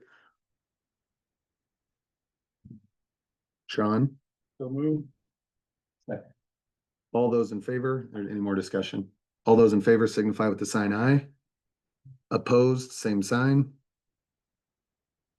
And any abstentions? Resolution 18 here, the street and finance report for the fiscal year 25. Does the council have any questions related to that? If there's no questions from the council, I'd welcome a motion to approve that. Second. Any more discussion on that? All those in favor signify with the sign aye. Opposed, same sign. Any abstentions? Discussion and consideration of extension of rental agreement with Factory Strength and Conditioning for the pavilion at Nelson Park. Aaron's here in the back. He's been using it. Have we received any comments or concerns from the public here at City Hall? I have not. Okay, is there any comments, concerns from the public and from the audience? Okay, Aaron. yep. Is there any concerns about what we're about to do? Sorry, I just did the public. Yeah, I just wanted to make sure, is there any, I think he's gonna probably comment positively or a little bit, but is there any concerns about it? Only concern I got is, it's gonna turn cold on you, so.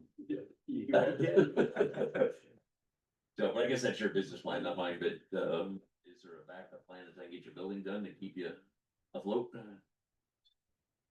I go get these architectural stuff done, but it's really the big holdup right now that it's getting. We're waiting on the final plan, design or drawings so that we can finish the approval of the permit process so construction can begin. So we start the process. But I think those pieces are in, I mean, you guys have what you need to get that done. You're just waiting on people on your end, right? There's nothing I can do. Yep. Understood. And he's requesting an extension through November 9. Yep, and I checked and confirmed, we're paid, Aaron has paid for the rentals. He is paying that $25 a day for that rental cost. We're good there. Up on this renewal, he'll obviously begin paying for the additional extension. I mean, I think if there's no other concern, I'd welcome a motion to approve that. Yeah. Yeah.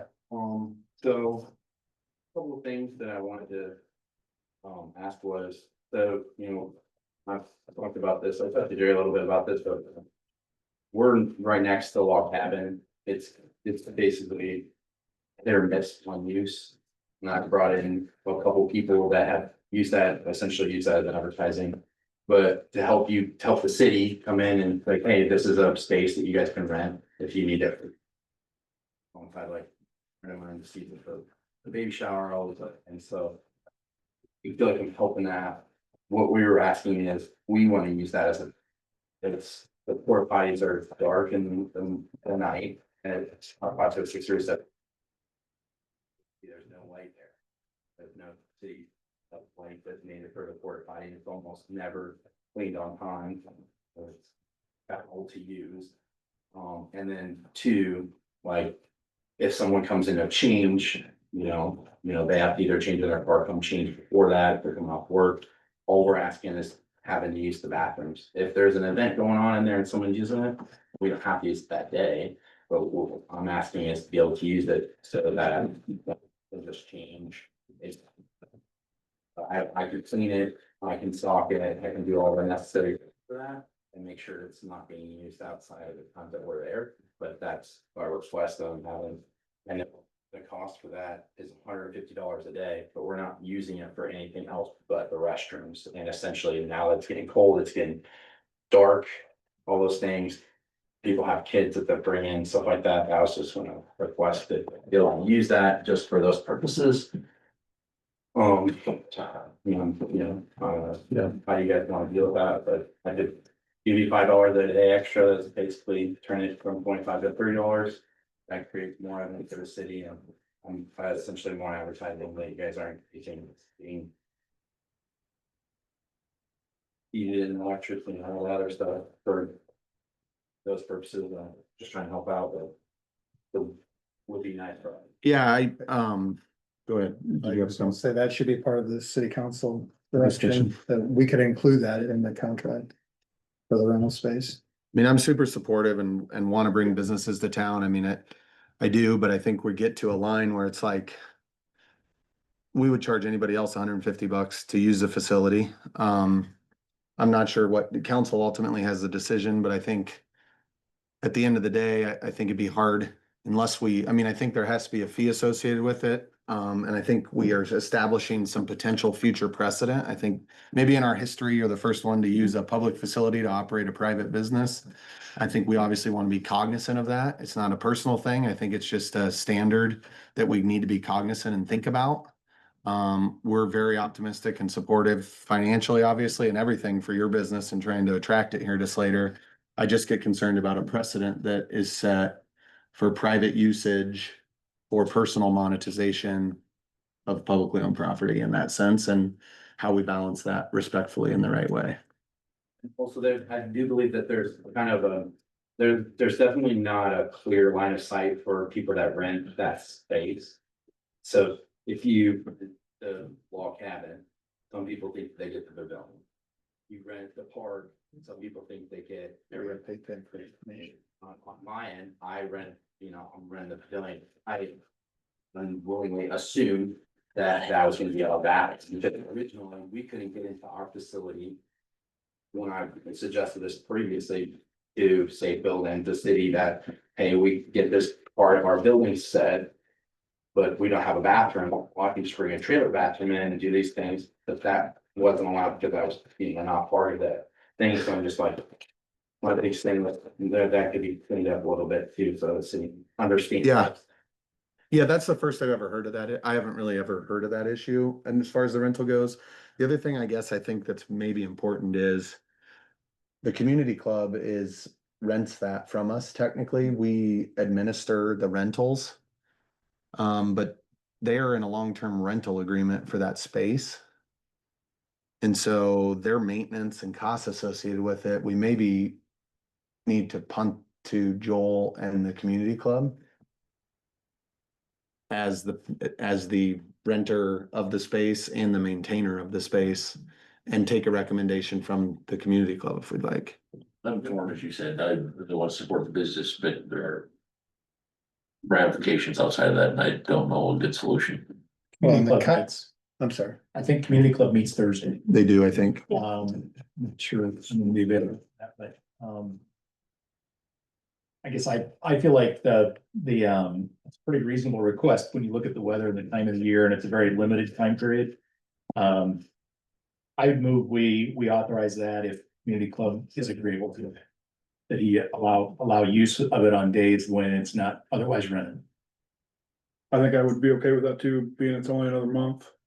But I think obviously if the community club is not in favor, then I would support that. At zero additional charge. Yeah, as long as if he's gonna clean it and make sure it's cleaned and stocked. Then then the city and the community club doesn't have any additional cost for it. I mean, obviously that presents some problems for you if it's a muddy day and For sure. stuff, but, I clean a lot of toilets, man, well, yeah, I'm not talking about the time, even the tracking in and out. Yeah, between it, but- understandable. But if they're agreeable, I think that's a pretty reasonable thing for a new business in town, and. If Yeah. if it doesn't impact costs for us, I don't have a problem with it, but obviously defer to community club's decision about that. I just don't wanna wait. We don't wanna wait till, another meeting, even though we got one coming up. Seems like a fair compromise, I second. If that was a motion. We'll check what It was. Okay. All right. Just to confirm, the community club sends us a check for the water bill, or the city pays the water bill? City pays water bill. And that was a unanimous decision. Motion. Motion second, I guess not. Motion second, all right.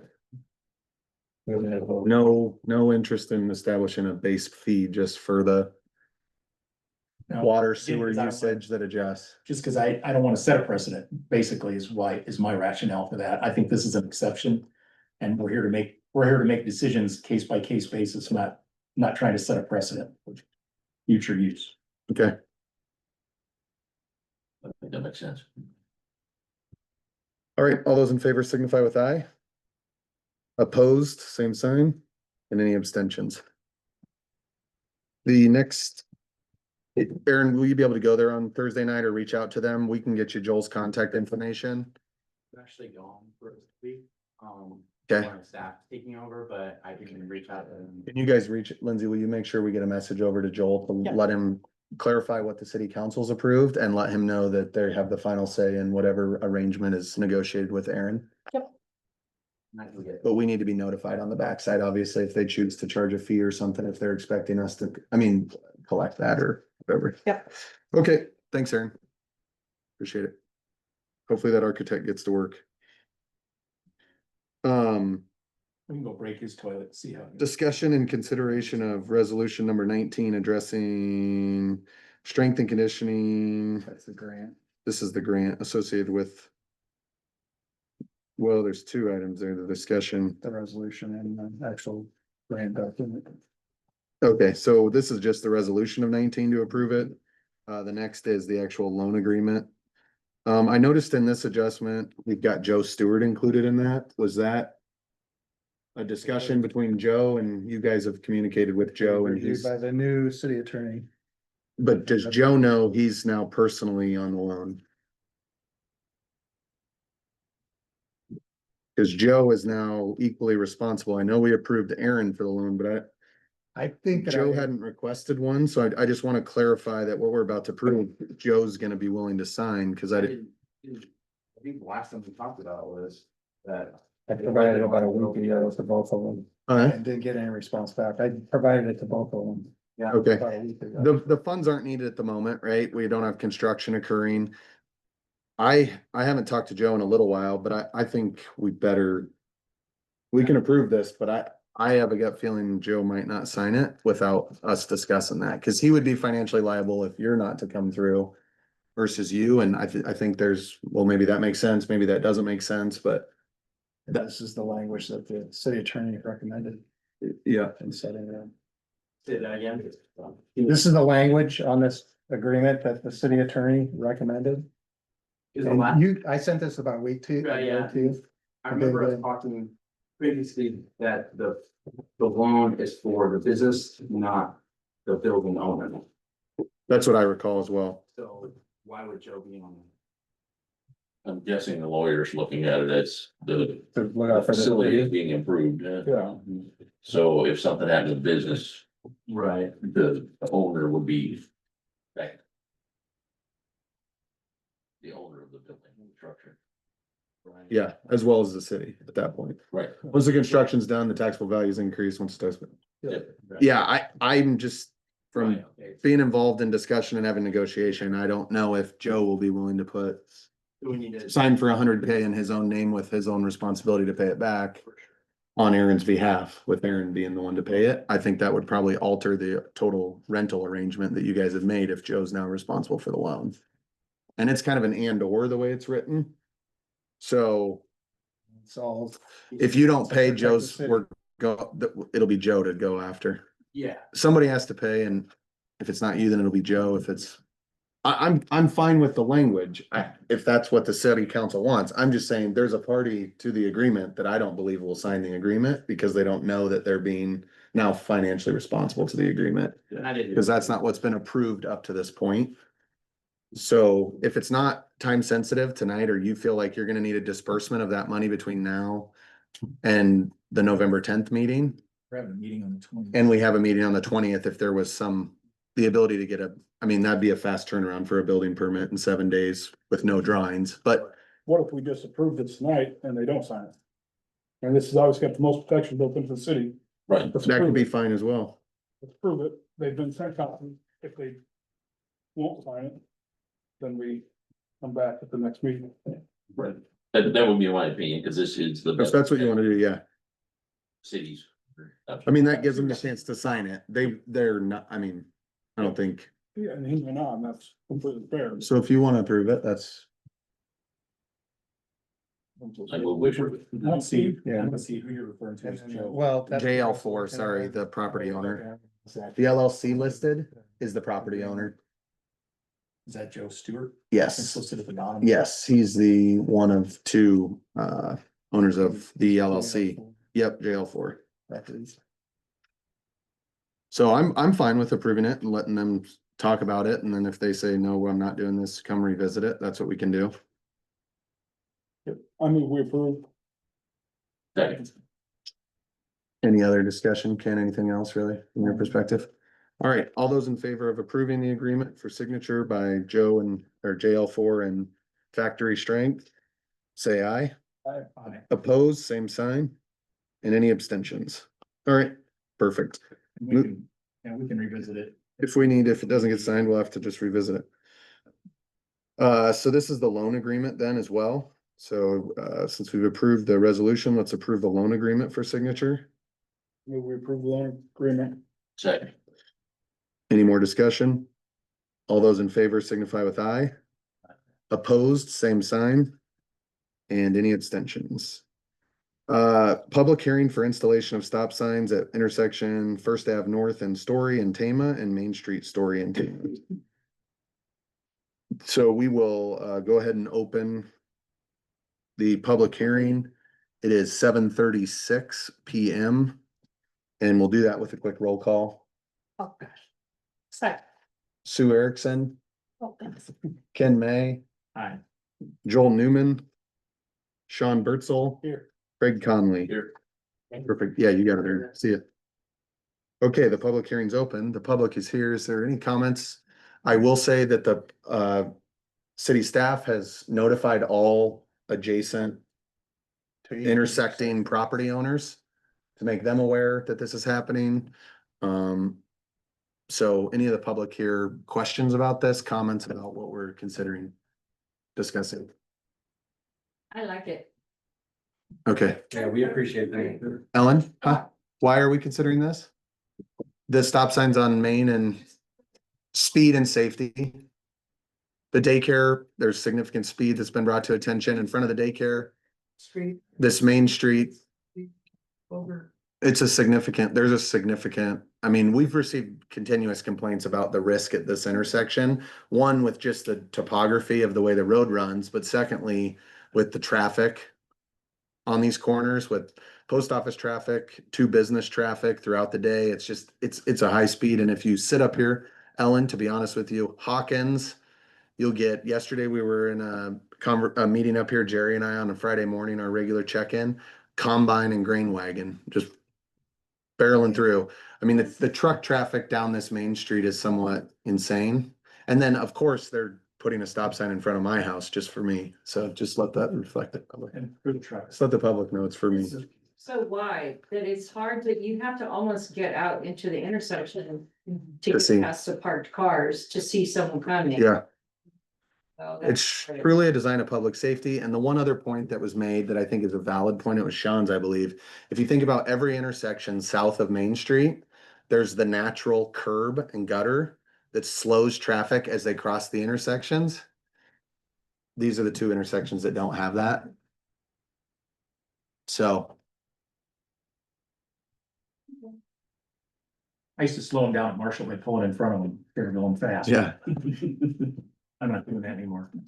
as far as east, west goes on those curb and gutters. The question, did that extend to the notification? You said the. Yeah. Parties, did that extend to Hawkins and the co-op? At every intersection, each property that's adjacent to the Just intersection. Just the adjacent properties, I think. You But were yeah. saying before, earlier that there was some discussion or somebody discussed the noise differences with braking. Yeah, a individual reached out and today to me and let me know that there's loud trucks in that, and so if you put a stop sign there, there'll be loud trucks at the stop sign for a couple seconds longer. Right. So was that one of the Noise. adjacent property owners that reached out? No. No, I received a call this afternoon from somebody who received the letter that was sent them, and she was concerned about the intersection of South Story and Highway 210. Apparently, there was a crossing there at one time several years ago. I don't know if that means it was just painted or if there was like a flashing symbol or a sign or something, but she said she's concerned with children and pedestrian, trying to cross there because of the lack of sidewalks along Highway 210. okay, So that's good feedback. share that. That's good feedback and one for us to keep our eye on, I think. Any other public comment related to this? We will continue, yeah, we will continue to, I think this council is committed to following through on the readings with this being a significant adjustment. In addition to 4, I would hope that we consider all 3 readings for plenty of public comment. Go ahead, Ken. Approve first reading. Second. You, Oh, We have to close the public hearing Yeah, first. Sorry. Move we close public hearing. second, 7:40, all those in favor of closing the public hearing signify with aye. Aye. Opposed? Any abstentions? So now we're back in regular session. We'll do that with a quick roll call. Sue Erickson, Ken May, Aye. Sean Birdsall, Here. Craig Conley, Joel Newman. Joel Newman. All right, perfect. Now I'll move that we approve first reading. Stop signs. Or second. Second, any further discussion? All those in favor signify with aye. Aye. Opposed, same sign, and any abstentions? Those readings for the public's sake will be on the regular council meetings, so November 10th and December 9, the next reading. The second Monday in December, which happens to be December 8th. December 8th. Okay, yep. The only reason we're not doing. November 10th, meeting December 8th. At our special meeting and just being done with it. I mean, it still gives an opportunity for people to. No, I think just for the predictability in the meeting that everybody knows is Yeah, happening I'm versus saying that- not knowing the 20th maybe is Talk about happening. Approving it in December and putting stop signs up in the winter and you're, Well, I got- you could potentially already have snow on the streets. We're not gonna have any snow in December. Oh. Okay, No, I'm in favor of that. Wishful thinking. I think it was just merely from the plenty of public comment and known designated meetings. If you'd like to have it on the 20th, it's not hard to conduct a I'm public. okay with doing it on the 20th. You know what, Or you can waive too by super majority. We could waive it on the 4 out 20th of as well. 5 can waive this. we can, I have no intention of waiving it. If we do it on the 20th, I would still look to pass that on November or potentially waive it in November and get it done, but, Well, November would be the final reading, so we'd be good to go. sensitive to kids crossing streets and. Yeah. You know, I know how I feel if we push this off an extra month and somebody got hurt. Because we decided to get 3 readings. Put it on the special. Yeah, move them, get rid of the 8th and put it on the 20th and the 10th. And there's still 3 readings at 3 council meetings, which I think is fine. Perfect, okay, we can do that, Ken.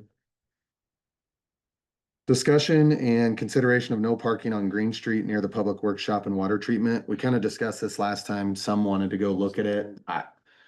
I don't know how you change what we've done. We had the request to make Green Street behind the Nighthawk no parking. What we were talking about last time. The way I took it from last time I drove down and looked, the lady at front Hawkins. is talking about, they have no parking, On the west side. yeah, not necessarily in front of the Nighthawk property, but in front of their house. This one. Which makes sense if she wanted to go to weekends and allow parking there. So Hawkins can get in and out during the week. I mean, that I wouldn't have a problem. This is looking like this is down here now. Well, there's no parking on both sides of the street. The right side of the street is kind of like, Right here. and- there's not enough curb to park on the west side of the street, in my opinion. Yeah. From what's there, cause Hawkins has fed it all back. Yep. I don't really know, like, there's parking on Main Street in front of the property that reached out about this. Yeah, And on the east side of the street, isn't there? Not right in One front of zone their in front. house. No, I don't believe so. There's not a space there. To that corner's not. And if you've ever been there when Mhm. there is cars on both sides, it is very tight to navigate. I think leaving the east side, no parking, the west side, no parking as it is, and I don't know how what we change really. yeah, I would just, when she had said that, we maybe do it like a Monday through Friday, no parking, I was okay with that, but. Yeah, you can't, they're not complying with our Yeah, our no parking down across from the Nighthawk Yeah, anyway. yeah, There's just no way you're gonna get, I just don't think you're gonna get, we don't have any place else in town that has different days of the week. yeah, that's Ordinances. true. I would just say we, And I think the other thing you get is you get a lot of party buses where the driver will stay there and stage and they park illegally, but Well, it's- they park. they're not technically. well, we've had EMS issues with that, yeah. They're inside the vehicle, so. Yeah. You still get it narrowed there. Yeah, even regardless, so. I don't know if this council want to take any action on this or move on. Sue provided comments I didn't know too. what you're saying. Yeah. And you She guys, supports having no parking on the east Yeah, side. those 5 days. in a row. you guys saw Sue's comments, right, about no parking on the east side, like Supports no parking on the east side. Yes. between Second and Main due to Nighthawk traffic. Okay, I'm not hearing any motion, so we will Okay. move on. Discussion and consideration of resolution 20 approving public improvements and acknowledging water main and sanitary sewer systems testing for Prairie Creek Plat 8. Simply the formality of the completion of construction. Right. Everything is cameraed and taken care of and looks to be quality. Yeah, and the city it's the engineer standard. could be on the Zoom call. But this is just a follow up with, Saying that with the plat. maybe iPhone, but I think everything looks, I don't see any reason to push back against this approval. Move approve. Second. Any more discussion? All those in favor signify with the sign aye. Opposed, same sign. And any abstentions? Okay. Discussion and consideration proposed city of Slater purchasing and investment policies. I would just outline really quickly the threshold, some of the thresholds that were talked about as far as adjustments to current public, to current city policy or the absence of a policy. We've set the threshold up to $5,000 for the spending limit without any competitive bidding. So our public works or individuals can spend up to that dollar amount. As they approach over that dollar amount to the 5,001 to 10,000, they need to secure 2 quotations. Those are, less formal. And then over the 10,001 up to what is the state set threshold of 62,000 for, I believe, horizontal construction. It's the horizontal level of 62,000. So the 10,001 to 62,000 requires those 3 quotes. And then anything above the 62,000 that's non-emergency follows the bidding, the letting, all of the regular promotion of those projects. But it still gives our department heads the ability to operate under a $5,000 threshold without doing much quoting. Quoting kicks in at the 5,001 up to 10,000. And then 10,000 to 62,000 is a lot more formal physical quotations and copies of those quotations. And all And then- purchases have to be a part of the budget process. Approved by the city council. Yeah, and the only part I was gonna bring up is this doesn't change anything, but the city council still has to approve. In the budgeting process, yep. Well, the budgeting and We'll still see it but we'll see it retroactively versus proactively in comparison to anything above the 5,001, we should see proactively. Yep, no problem. Yep. Lindsay and I went over something today, it was on page 3, there was a change. It was just a wording thing or a punctuation thing at that, Okay, On public hearing the steps. bottom of page 3. not Hearing in step period, and then there was. a typo, but not a formality adjusting the functioning. How did you fix it with this? Public hearing steps. Following the public hearing steps. Steps. And that's for something over the $62,000 threshold for horizontal. Bottom of the 3rd. I don't page, see a purchasing, number. the last words on the page. Leaves, it's just. Weird, doesn't make any sense. Requiring the prime contract. Yes. I think you just stop it with public hearing. Public hearing. Just stop at the public hearing. I don't know, Yep. read through it and see what you think. Yeah, I think that's fine.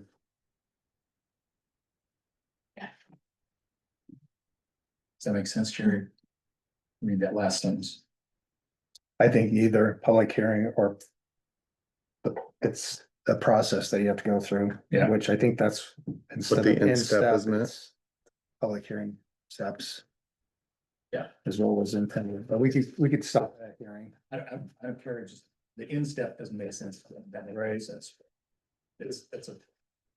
That's CG. I'm just doing that because Sue's not here. Thanks. She's obligated. Well, we should have got that. The typo on it. Well, I think I can see the usage like in the step that it's in terms of like in order, in chronological order, but I don't think it's just legal jargon, really, at the end of the day, it's public hearing. So I'm fine with removal of that. I would just advise too, that meeting consisted of, we had Jennifer Gogarty from the library, we had Mark Estrom, Craig Conley, Jerry, myself. And Lindsay. Conducted that discussion and policy creation. And the $1 million, is that a threshold? Is The that which one? Threshold on the investment policy? Are we doing these? Oh, we're not there yet. We'll go to that one Okay, next. so we're doing them separately. Oh, sorry. No, you're right. We do have them lumped together. 10.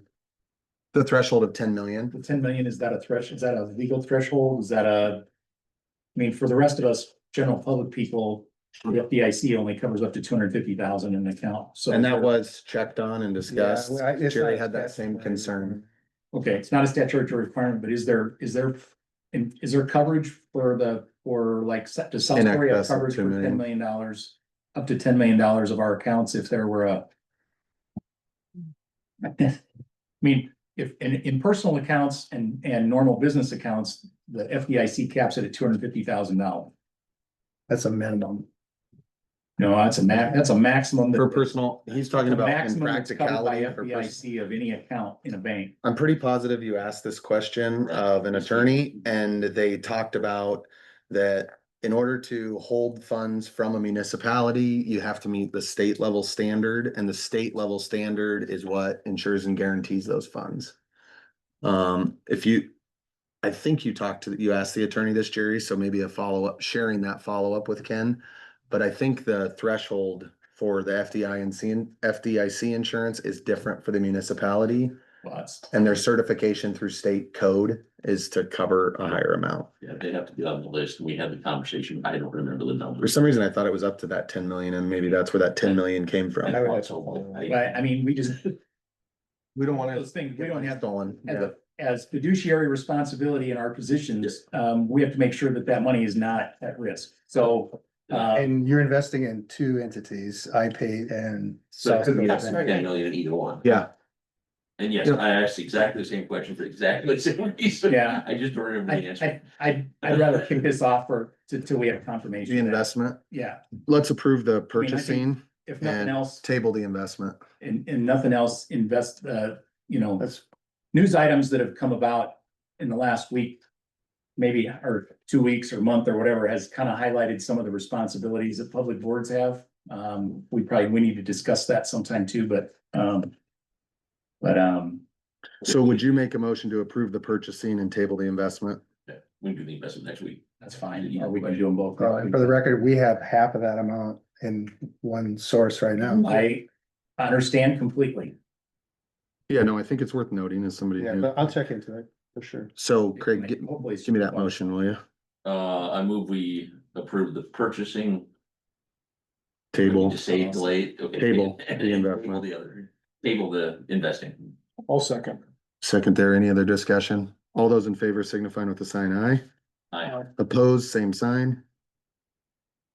Discussion and consideration of 21, addressing purchasing during emergencies. This essentially defines, some of those categories. It's pertinent and something Mark wanted to be, was concerned about. And obviously Jerry was concerned about ensuring that he has the flexibility, freedom in the event of a natural disaster, or as defined in the actual ordinance, or resolution here, I should say, Pretty straightforward. what he's talking about. We approve resolution 20. Second. All those in favor signify with the sign aye. Aye. Opposed, same sign. This next step, I forget if there's a dollar limit listed here is on this resolution. There is. Okay, so then I'll take a motion to table that as you Same. wait for the verification of insurance on funds. I move we table resolution 22. Okay, any further discussion? All those in favor signify with the sign aye. Opposed, same sign. And any abstentions? Discussion, consideration of animal chip reader. I understand there's an interest to table that. Yeah, I'd like to know more about this and I just didn't see it until the weekend and couldn't reach and so. Okay, There are readers out there that, first of all, I think there's a lot of questions about this. One is liability of having it, where you have it, if somebody's in charge of it or not. But also, there's a lot of different readers, there's a lot of different chip manufacturers, and not all the readers read all the chips. So, There's a lot of question about those. Yep, I don't, You're more knowledgeable. I've been following. My concern was, we really want people bringing stray animals here and. They do. I They know. do. Already. Most of the time, I mean, my office and the other And we'd have a clinic tool to office actually maybe help people had, instead of just. we had people stop by all the time and we would use our reader and read them and stuff, which works fine for normal business hours, but yeah, there's only one in town instead of two and stuff, but it's, yep. And We this don't would want- be no cost and they would maintain it, but yes. Well, and when you're checking into it, it said under surveillance. Yeah. yeah, we asked further about that because we have Okay. no. Right, we don't have, any, like, suddenly no financial Yeah. obligation. We have to install cameras. I think for what it is, I think just noting it was an unsolicited thing that was brought to the city. It's a great Ken will do idea. some follow-up and we'll Sounds- table it. It sounds like a great deal. Those readers are close to $1,000 to buy one, if they're ones that read all the chips and. Street value is like $5 though, right? Even the ones that street value, yeah, I don't know. Yeah, I It's a didn't check on hero. the pawn shop. value, Cable cutters are not welcome. But, So we'll table that I'll with the look into it a motion. little bit more and find out from this person. The table. Motion table. And research it further. Second. All those in favor signify with aye. Aye. Discussion and consideration of Ballard School District's request to renew the contract at the Nighthawk Field for 1 year. The school district implied their interest in renewing that contract. Is the council compelled to, yes, we do want to agree that, we want to make adjustments to it. There are a few things in the agreement that I wish, you know, it might be worth now having the attorney review, but maybe it's just cleaning some things up that have caught my attention. Specifically, maybe we want to consider the term of the agreement. Maybe we want to look at the section C under number 3 as far as renewal goes. This really leaves the ball in the court of the school to deal with any of the renewal or instigate any renewal, and no restrictions associated with condition adjustments or terms. There's no automatic escalation or increase in this. I feel silly in hindsight for not catching or noting some of these things. I think at the time it was just good to have an agreement. But I do think there should be some consideration to the renewal process and our ability to have input in the renewal process. And I also believe there should be at a minimum a clause that requires some sort of basic inflation increase to the annual cost. At a minimum, the threshold, what we're charging and those things, I think are another discussion, but I think I would like to see some adjustments made to that and offer the renewal with some of those adjustments. My recollection from last year was this was a 1 year bruise to get us through. We were gonna have a discussion about a long-term plan. This, I still distinctly remember, I don't think this is even near covering our costs. In the packet, yeah, in your packet, you No, have- I mean, just our operating expense, it doesn't even cover operating, unless that's anything through. and in our packet, I hope I you, think we need to have a much deeper discussion before we sign off on anything. and you have the copies associated with the emails I've had back and forth and see the responses from the superintendent and the. Yep. So I think what we need to do is maybe define what would, give Jerry some direction on contract adjustments. If we want to discuss price adjustments, we should do that. But I think we, at this point, what I clearly feel like I've been asked from the superintendent is to agree, yeah, we want to renew and detail what that is. I can firsthand say I stood on the baseball field with the athletic director and with the baseball coach and with Mark and Jerry and asked what we needed to do to form deeper partnership and get commitment to longer term, but also just the capital improvements that our field needs. It really does need improvements. We do need to invest in it. But I think we'd like to have the partnership and the agreement and the path forward laid out for that. So I think we should figure out what we need from a renewal standpoint and hope that it could drive or create discussion or collaboration further. But the instructions I've got in the email you have is, please let us know what to do to renew it. And then after renewal, I'll seek for further discussions with the boards. I'd like to have the school board, a joint meeting with the school board at the field to see it physically and be a part of it, but I think we need to give them the terms back to be able to get to that point, is my interpretation of the negotiation or discussion thus far. My preference there, there'll be at most it's a 1 year contract and it at least covers our cost. But I was hoping that we were gonna have the bigger discussion about what's the long-term future of the field and what obligation do we have to do? Because apparently we get plenty of negative feedback that the field is not in the condition they'd like to be in. But that's a big investment, you guys' money for no return. I would just clarify, I think there's a big sentiment of the community that definitely sees a return in terms of love having baseball here and, Yeah. those things. There's economic impact Sean could speak to from owning the bar for so many years. I just think it's more of a,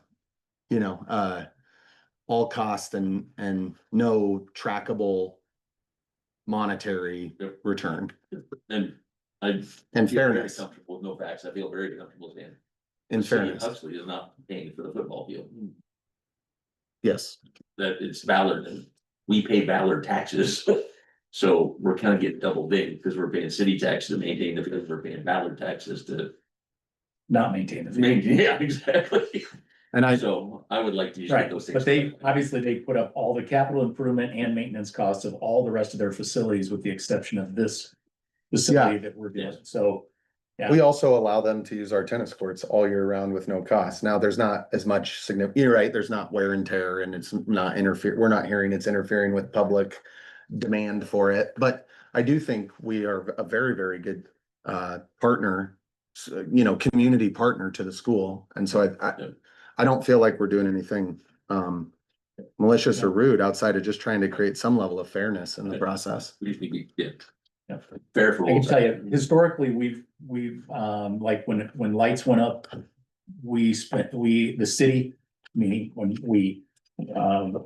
like you said, we're we on both ends, because we're Yep. taxed by the school district, but we paid for half the lights and the school paid for half the lights. Same thing was with the Scoreboard. scoreboard. Yep. sign.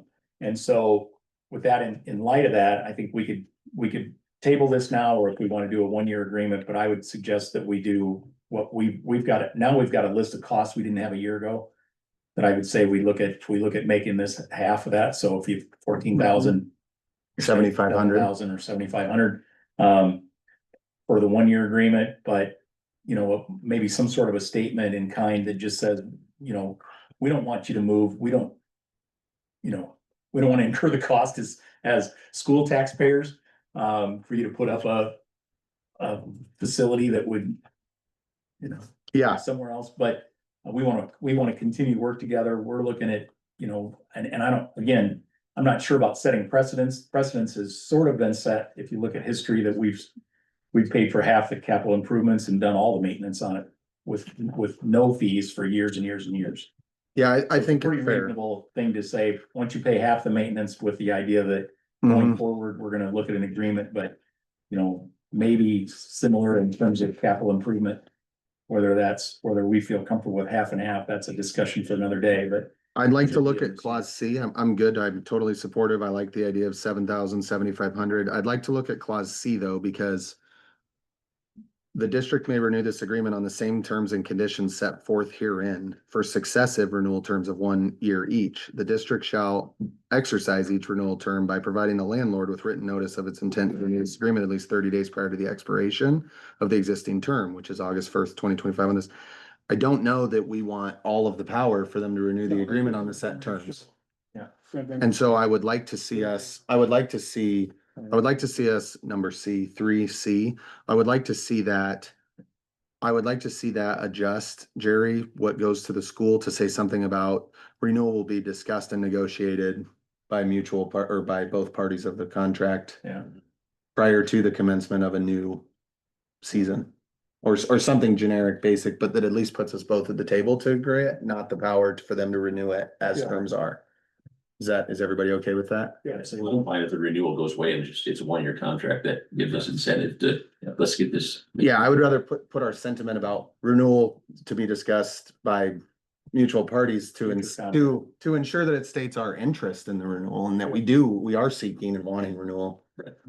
And But- can your logic and half of. Boss. it's really more been historical than anything else.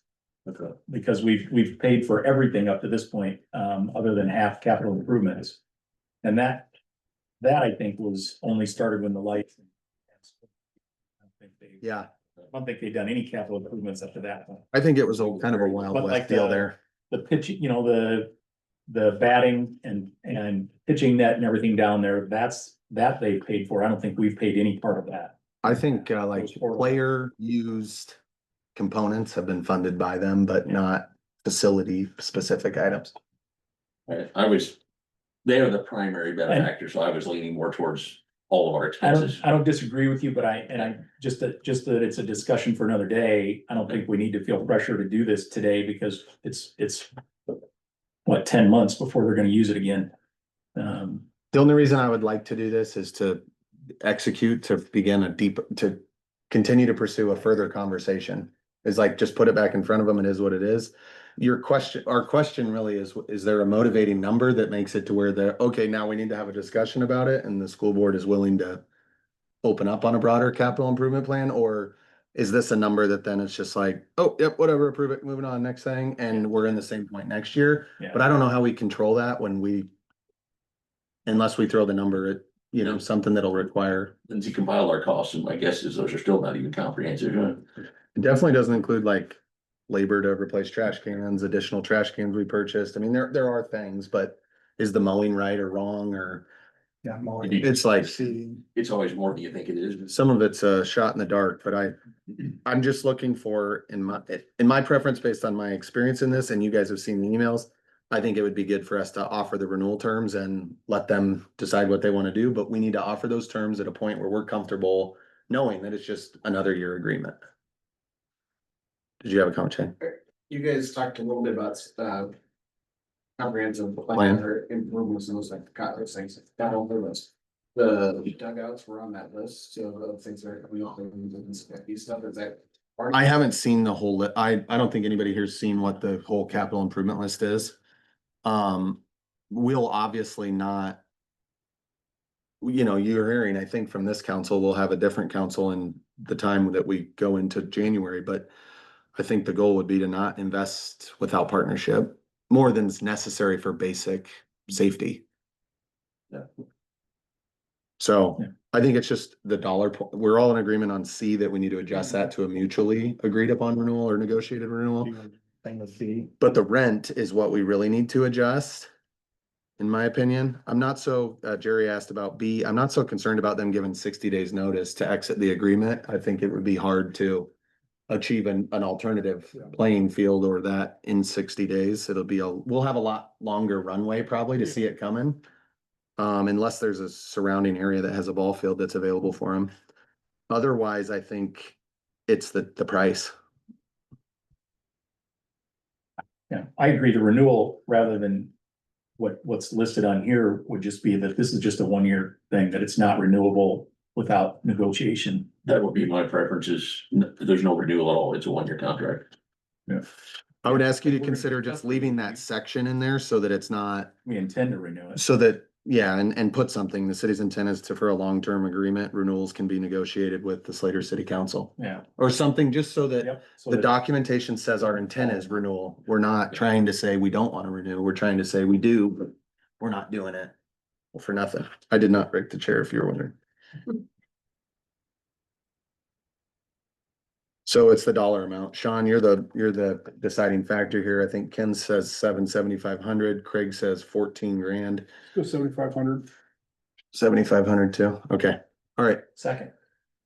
A motion for those adjustments at the price point of 7,500 to be offered back. Jerry and Lindsay, will you please be sure that when we send this back, we also include the expense tabulations that you pulled together? And then, Does the city council want to see this at the special meeting? I mean, I trust you to make the adjustments we made and send it over. It's not signed by us in the end, so I don't know how much that severability is, but it'll have to go back to the school board, which will be the 10th, so we won't know anything till then. So if you want to run it by us, you can, if you have concerns. Okay, we've got go ahead, sorry, Joe. Is there any other use of that field besides the school? There is a group of college level kids, I believe, or older adults that use that field from time to time. They do pay a small amount, I believe, for that usage, like $25 a time, and they use it a handful of times a year. They did use it a few times this year, but it's dwindled dramatically from when there was like a summer league that was using it regularly. There's usually been a fall ball, there's usually some high school, there's usually been a fall league of I think high that's school kids. inside of, well, It's private, I think that's dwindled. you know. Their usage here has dwindled. I think Mark advised us that day at the field that it's a very minimal usage. I think it depends on who's preaching or. Sounds like we're not exactly clear, but the vast majority is Ballard. Yeah, there used to be those high school post-college guys that would play that were the Nighthawks. yeah, That's all dissipated and it's pretty well gone. The school owns soccer fields, they own football fields. Is there a reason why they couldn't own this field? That's a big discussion for another day, I think. Well, yes, it is. I mean, I think for like first of all, 5.5 they have- million, they have it's no- theirs. They have no palatability to own something in another town. They want everything in Hudson, but. I'll just say the discussion on the field talked to extent about how could we have a joint facility here and could we have baseball with softball here? And I think we advise that we do have a little league field and we are working to try to add more little league fields. We could discuss this if your school board would like to Yeah. have the discussion. I mean, I don't think anybody here is opposed to trying to find a way to make that happen, but it's just more of how do we start the discussion? How do we get face to face, both boards, councils? Is really it, Joe, to be honest. Well, last time this came up, you said, well, we need to study what it's gonna cost. And that was put on Mark to establish what it costs to run the field. And there's no reason. We have that for sure. I mean, we have that in our packet. It's over $14,000 a year. I mean, But you're talking about selling the property for them? No Okay. But you're asking, I'm, concept, but I mean, the idea that I'm paying for school and here does yep, cause thought. definitely. Oh, yeah. And, And, you know, and there isn't another likely use for it. I mean, Little League doesn't use a field that size and we'd remove and replace the fence to a Little League standard if that was. Yeah, I think the key is, you know, in any of those off seasons, it's in theory is the city of Slater's in part of the park. And if dad and son or mom and daughter want to go hit balls on that field and next week, You can do that at any school facility. they can do those. There's, You can't the football field, that's fenced off and locked. The only thing I would just say is I just think this has been a good progress for the city of Slater. I think to Ken's point, to be in some sort of contractual arrangement where there's at least terms and figures associated with it versus what we're historically have been used to. We're trying to get there. It's not perfect yet, but we are really trying to get to a longer partnership commitment. That's fair. well, half prices. Really fair. Yep. I have a motion. I had a second on that. Is there any other deliberation about the threshold on the dollar amount after any public comment? You didn't want to speak, did you, Evie? You didn't raise your hand, did you? Okay. All right. Well, all those in favors of the 7,500 with the adjustment to the renewal wording, making it a partnership, a negotiation, two-party negotiation for renewal and a price of 7,500, signify with the sign aye. Aye. Opposed? And any abstentions? Okay, if you guys will pull that together, I'll give Annie a courtesy call on it as well. Moving into the next section of the agreement, contract tonight, discussion and consideration of agreement for insurance agent. Lindsay and Jerry have done some legwork on this. Is there questions about the legwork or what they're asking here? Just for clarity, same insurance company, just a different The agent. provider would stay the same, EMC and Walmart. EMC is the provider for the property insurance and Walmart provides health insurance coverage. Yep. So we're really asking to change agents. They're out of Ames. Assured Partners is the name of the company. And you've met with these people Yep. and they actually are responsive to our needs. They seem to be. Which is a pleasant thing. They are an Arthur J. Gallagher company, which is one of the largest commercial insurance brokers in the country. Essentially what we're doing is what's called a broker of record change, which is essentially telling the insurance company to, the third party broker between us and the insurance, we'd like to change to a different person, as we haven't felt as responsive to Right. the others. Yeah, and they're also working with Ames, Gilbert, the board of supervisors.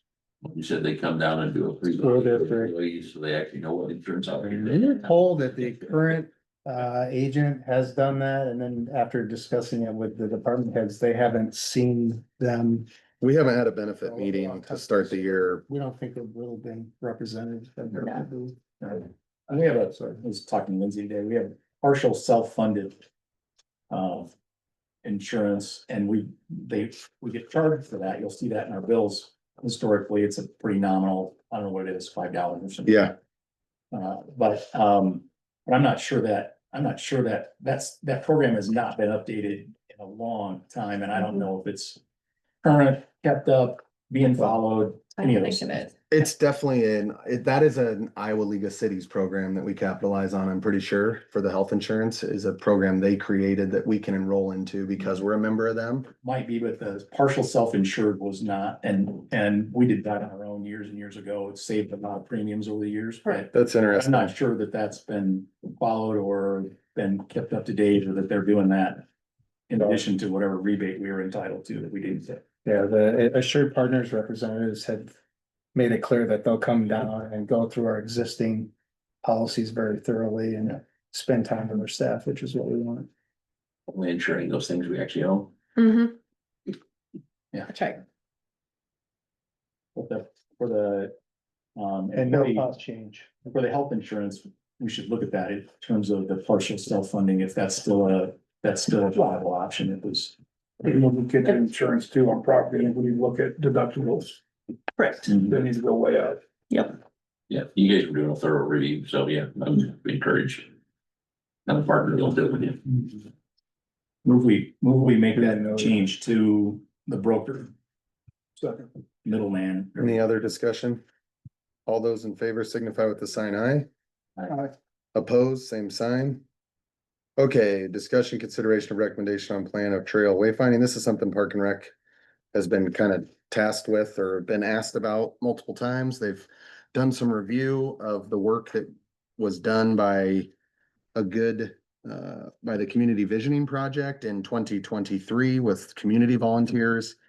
They're essentially looking at and considering the trail and wayfinding. Jerry, what exactly do they want us to take action on, or what, Well, for the most part, they evaluated the work that was done by the community visioning process in 2023, as you said, man. And they, for the most part, support all of the signs that are proposed. In the memo that you see, you have kind of the breakdown of all the proposed signage. So if you look at this map right here, it lists the different categories, starting with the updated welcome signs. There's 4 existing. The next thing is proposed major road wayfinding signs. There's 4. In-town signage, there's 7. The trail wayfinding and distance signs, there's 6 of those. Proposed trailhead information kiosk, which would be at that location on the northwest side of town, which is currently used for storage for public works, which there's a plan to potentially change the use of that. Right. For events and for the biking community. at this point, are we just approving them going out and getting the formal quotes? Are we approving them to purchase and install? That's where I was confused. Yeah, I think it's more general than that. I think it's supporting the work that was done in terms of the trail and the street signage. The priority was for the city to approve installation of the signs along the trail and then the signs along the major street corridors. I think the difference between the community visioning and the Parks and Rec Board was that they thought that there was too many of the in-town signs, so they're only proposing a couple of those instead of the 7. So again, you have the listing of each in the center here of this memo of the signs that were proposed. They support all the signs, but not number, the quantity that was, identified by the visioning committee, but they think there's a need to have the trail signs installed in addition to the signs that would be placed along the street corridors. And then lastly, either the existing welcoming signs, like renovated. For the most part, the structure is in decent shape, but it's needing like painting, so with what's being proposed with the visioning, it would be using the city's logo. So essentially, you could use the existing columns or support, which are made out of concrete. It's kind of like a, I don't know, Mhm. faux brick block, yeah. So keep those and then add the, proposed panels. On the, let's see. So those, they said you can maintain the existing, right? So they weren't. Yeah, like the columns, and then add new signage that would match up Okay, so closer they to would the take it current down. logo. Okay, so I wasn't clear on what they meant by number one, because the last sentence said even maintain existing Ranford signs. Well, because wasn't there $100,000 number on those? Yeah, they think these are way out of line. That was from the, That they're not very realistic. from the community, this is a community, the page 56 that you're seeing with the pricing. That is a community visioning based Yeah. estimation. I think, the signs that we've had done around town, I think, Iowa Plains has been kind enough to do at a very fair price. It sounds like the Iowa prisons also do sign creation. Yeah, Iowa prison industry. So I think the real question I have is just to help us fully understand. This wasn't a budgeted item, I don't believe, by Park and Rec. Right, so it'd be And something that we so- could put on the capital improvement plan. They would be, Parks and Rec doesn't have a budget, so it was not a budgeting item. we do give them some budget every year. Cause they just spent $4,500 on, I think those were memorial gifts. they just spent $4,500 out of their Park and Rec budget for that, Gaga pit. So they've got some budget somewhere. They didn't pound the dog. No, they received donations on that. I guess I had a hard time getting all these things collected and maybe my eyes are getting old, trying to look at the map, I couldn't figure out what maps were and they use slightly different Yeah. names. So I guess if we could compile this into what With those, they actually want and what the costs are. Well, this is an estimate and the Parks and Rec board thinks that these are not realistic.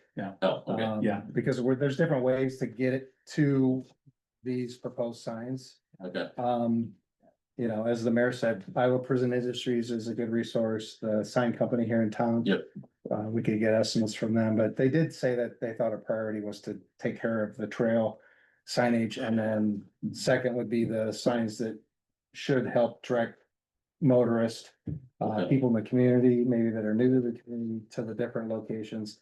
And then focus lastly on the welcoming signs, so. I'm really supportive of better signage. There's some confusion. You guys heard me rant before. I wanna get the bikers.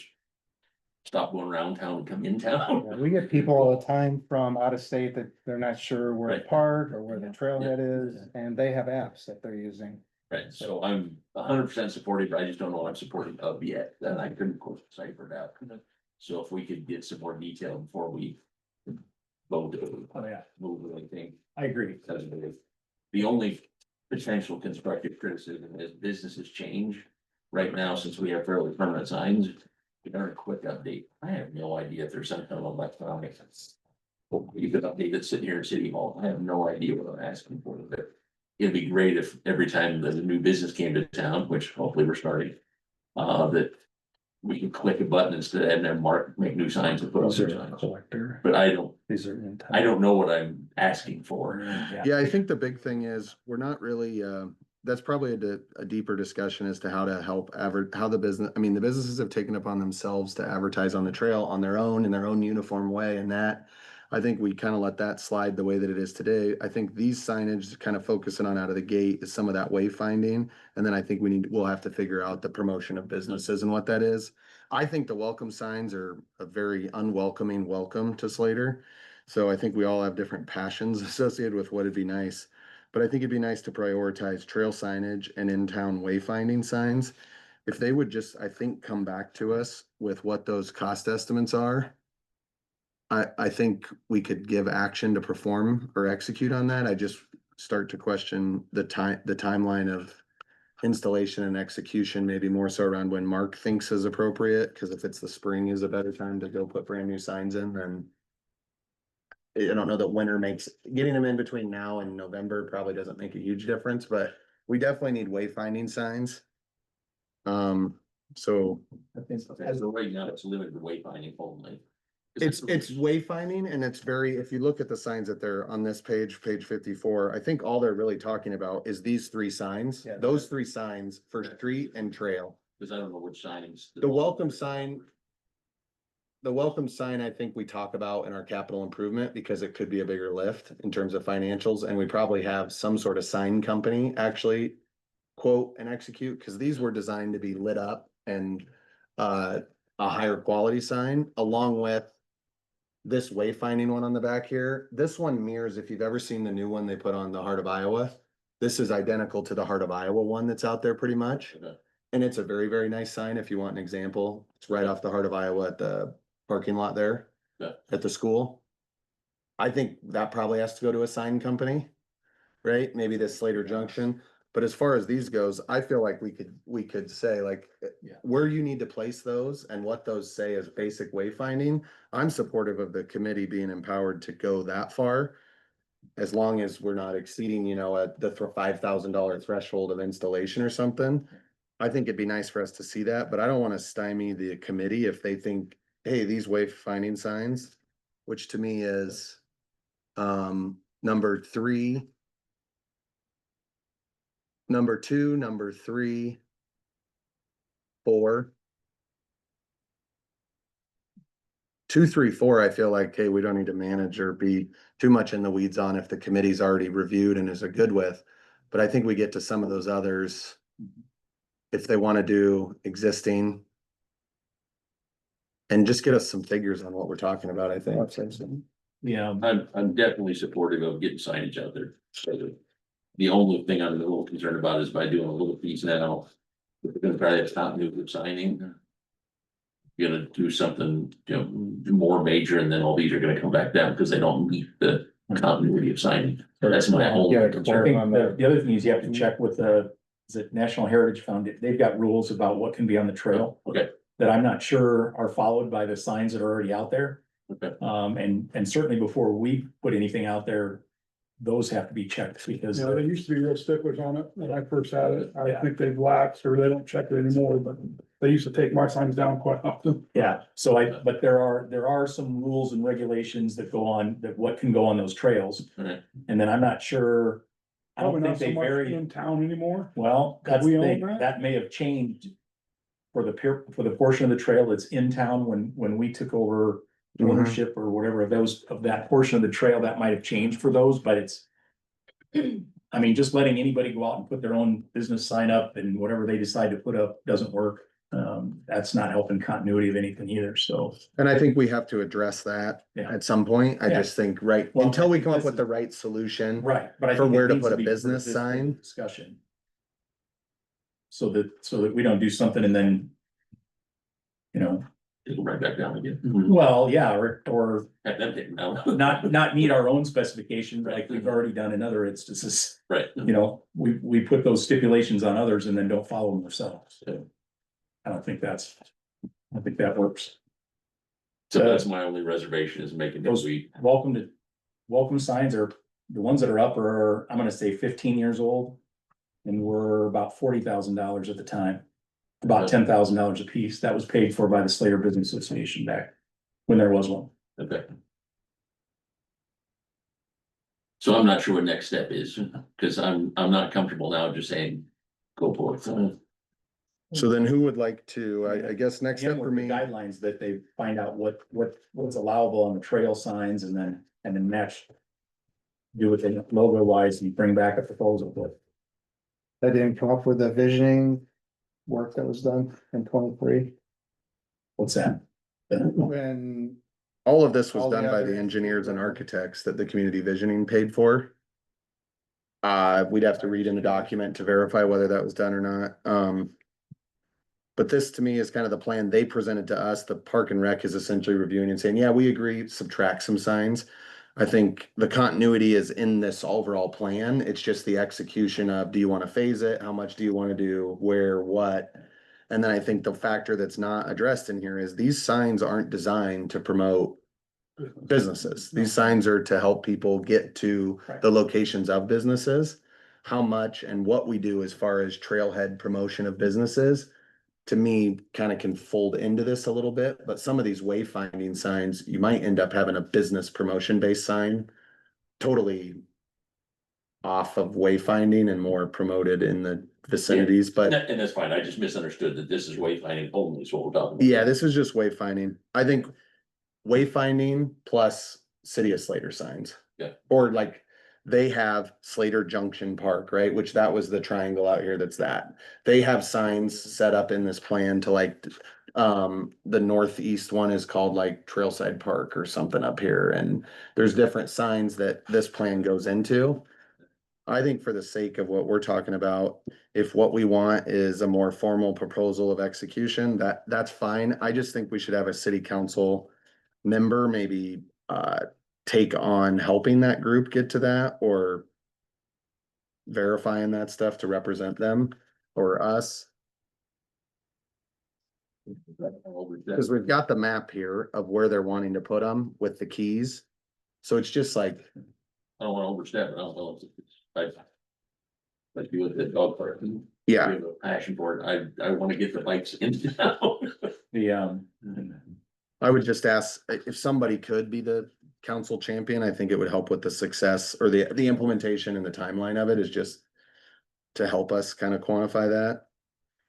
Yeah, I think as far as wayfinding signs go, as long as it doesn't put them on the trail, we find out it's our trail, and we can do what we want. I'm in favor of it. As long as it doesn't exceed, kind of follow our purchase plan. Right away. Yep. right, along the purchase plan, I think we need to do everything we can to use Iowa Plains. I mean, they've been exceptional to us in terms of. Yeah, especially for these signs, the big signs, I don't think that's their Right. ballpark. I think we need to talk CIP on these larger signs that are lit and designed as they are. And then we need to see if we can swallow that in this year, or if we're talking about different periods as far as the budget goes.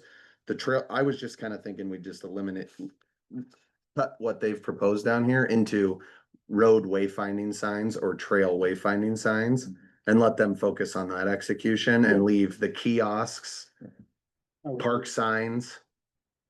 You know, if they wanna update existing park signs, like they wanted the Slater Municipal Pool, or it Yep. needs to be updated or whatever in this signing project. I would just like them to get those indications on those wayfinding signs and go from there, and let council look into, or Jerry and staff into like updated welcome signs, trailhead kiosks. And then address the business promotion, or how we promote that when we look at kiosks or things like that, maybe.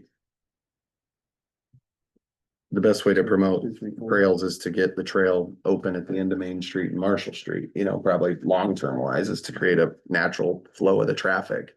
But those are bigger CIP lifts over multi-years and negotiations, probably, to get the property and easement spot. We can check with National Heritage Fund. But I think if you guys would just verify the legality of it, and then let's get the quotes on these signs that they want, number 2, number 3, number 4.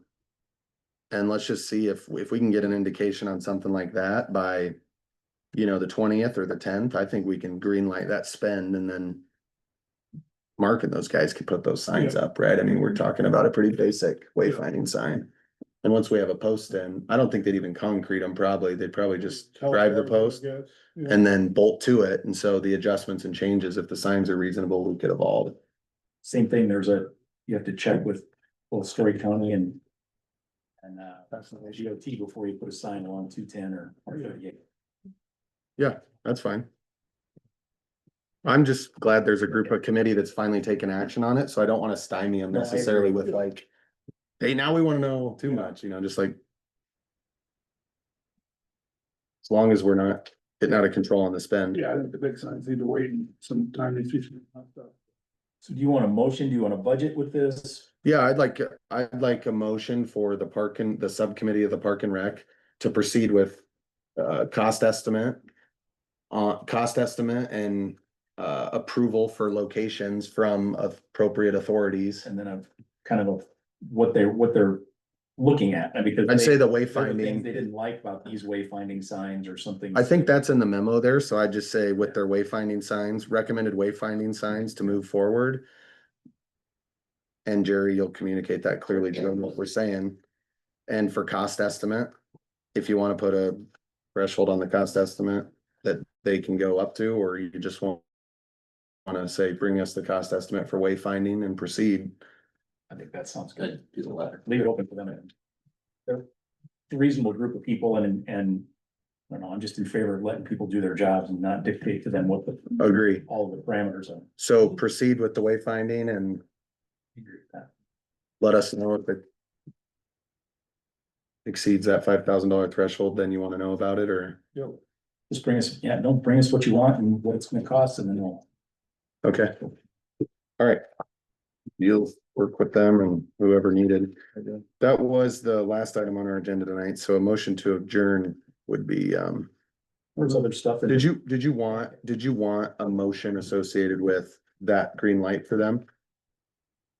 I don't think we need one. It's an agenda. They're empowered. You don't need one. I think the recommendation is bring us the wayfinding sign costs. That's what we're ready to spend money on. And remind them that. I always support motions, but. Yeah. Remind them some of us must need glasses ready to make their map. Yeah, I think then the other things, Ken's just noting, some of the other things that are located in the packet, I think are as much for just updated information about documents we've received. Or information related to some of that, some of the agenda items. Speed signs. There was some discussion on some of those speed signs and things like that. I think it's kind of an informational, is that informational for us as we go into? Inroads, Inroads quote was for. What sounds like just to replace what's there. just to mill down, And what did they give you for lifetime on that? I don't know what they did. I didn't know if you'd asked or if they'd said, I think those are things Mark collected from a while ago. That's just to replace the existing surface and not change the right of way. yeah, I just wonder how long it that would last. For just the 2 blocks. Comparing it to the 10,000. Yeah, not even a full 2 blocks, I don't think. I think this is just the. It's the same portion they did the Yep. shoulders sort of job on it. Yeah, that same area, Cause it's gonna need it next taking it year. all up and replacing it. Yep, And that was what was it, 20-some thousand this year, wasn't it? No. 10 for the It patch. was 20 with everything they did. Oh, that's right. That's what you saw. That's right. That's just a comparison. Okay. I think Is that the a- traffic, Is this something for our November meeting then? Because. I think Steiner we need it. Associates is studying. The Yep. corridor. Right. we'll go into that with our CIP. This will be on our I CIP. think this likely is something we need to address. And think about approving so that it gets done next summer, because I don't think what's out there is gonna make it. Past next year. Yeah, I think the good news is you can always look at approving this. As quick as you can get a quote to approve it if you decide to do it. Yeah, so this isn't a quote, this is. No, this is just, he said this is just back funding. I think this is Yeah, just, well, we wanted to know what Another it costs to Okay. just replace what's there, the full width of the street, north on and south on. I think we're gonna have those discussions in the CIP, like if. Hopefully we'll have some more information on R38 and costs associated with widening and those fixing. We can kind of weigh. Timeline, funding source in that discussion. I think this is an idea of what happens if you don't have a plan. By next year. Yeah, we'll figure it out. We always know we have that safety net at 45 grand. And then I think the traffic trailer signs, I think those were just, that's something we talked about back when we were talking speed cameras about portable ones. And I think one of the things that I think Jerry's brought up as people ask, you heard him say earlier about, was it one person that complained about an ordinance or was it multiple people? Is when you get complaints associated with, oh, speed is a problem here, this or that. This would give the ability to do your own internal traffic study analysis. This And- is all data, correct? Yeah, some of them do, yep. And then give us the ability to come back. A lot of towns have those now. If you haven't noticed, Huxley uses one all the Yeah. time, all over town. So I think that's just something to keep in mind if there's an It can indication. be effective in reducing the speed too. Yeah. People see that and never see it. Is there any chance of the speed camera thing coming back up? We should have asked the legislative update guy, probably. Was it 26 when you could actually apply and get it, 25, I don't remember. I think it was a year. I think it depended where you were in the process already. By then. And if you weren't in the process yet, then you had to wait an additional another year, but if you'd already started the process, you were. Yeah, It was a process too, but I don't think too many cities were It was, successful. it was almost a complete ban on cities our size. I mean, it was like 20,000 and above before they even. well, I think the other big component of it was the state was going to would receive all the funds Yeah. essentially. Is the way they adjusted it, is the governor in the bill that they signed was so that large portion of the funds, any ticket revenue would go directly to the road use for the state, not to the cities that upheld and maintained them. So the money worried about fine, but mostly we were worried about speeding going on. Yeah. I was curious if it come back up again or. I'd be happy to welcome. I'm just, them. Haven't heard anything. with a motion to adjourn, I'd like to thank the candidates, that are here for coming and, Yeah. and, putting up with this. It's nice to have you guys here and listening. And we've had multiple candidates on the virtual, I noticed as well too. I think it's a positive thing anytime you see this much interest or willingness to commit and sacrifice the time. I think whatever the motivating factor is, I think it's a good sign for Slater to have good people, which I think we've got 7 really good candidates that represent Slater and are good residents. I think that's a really positive thing for us. Yes. So I'd welcome a second here on the motion to adjourn. You've trampled my emotion, yes. All right. I think we'll wait 5 more minutes. All those in favor signify with aye. Aye. Opposed, same sign. Meeting adjourned 8:42 PM.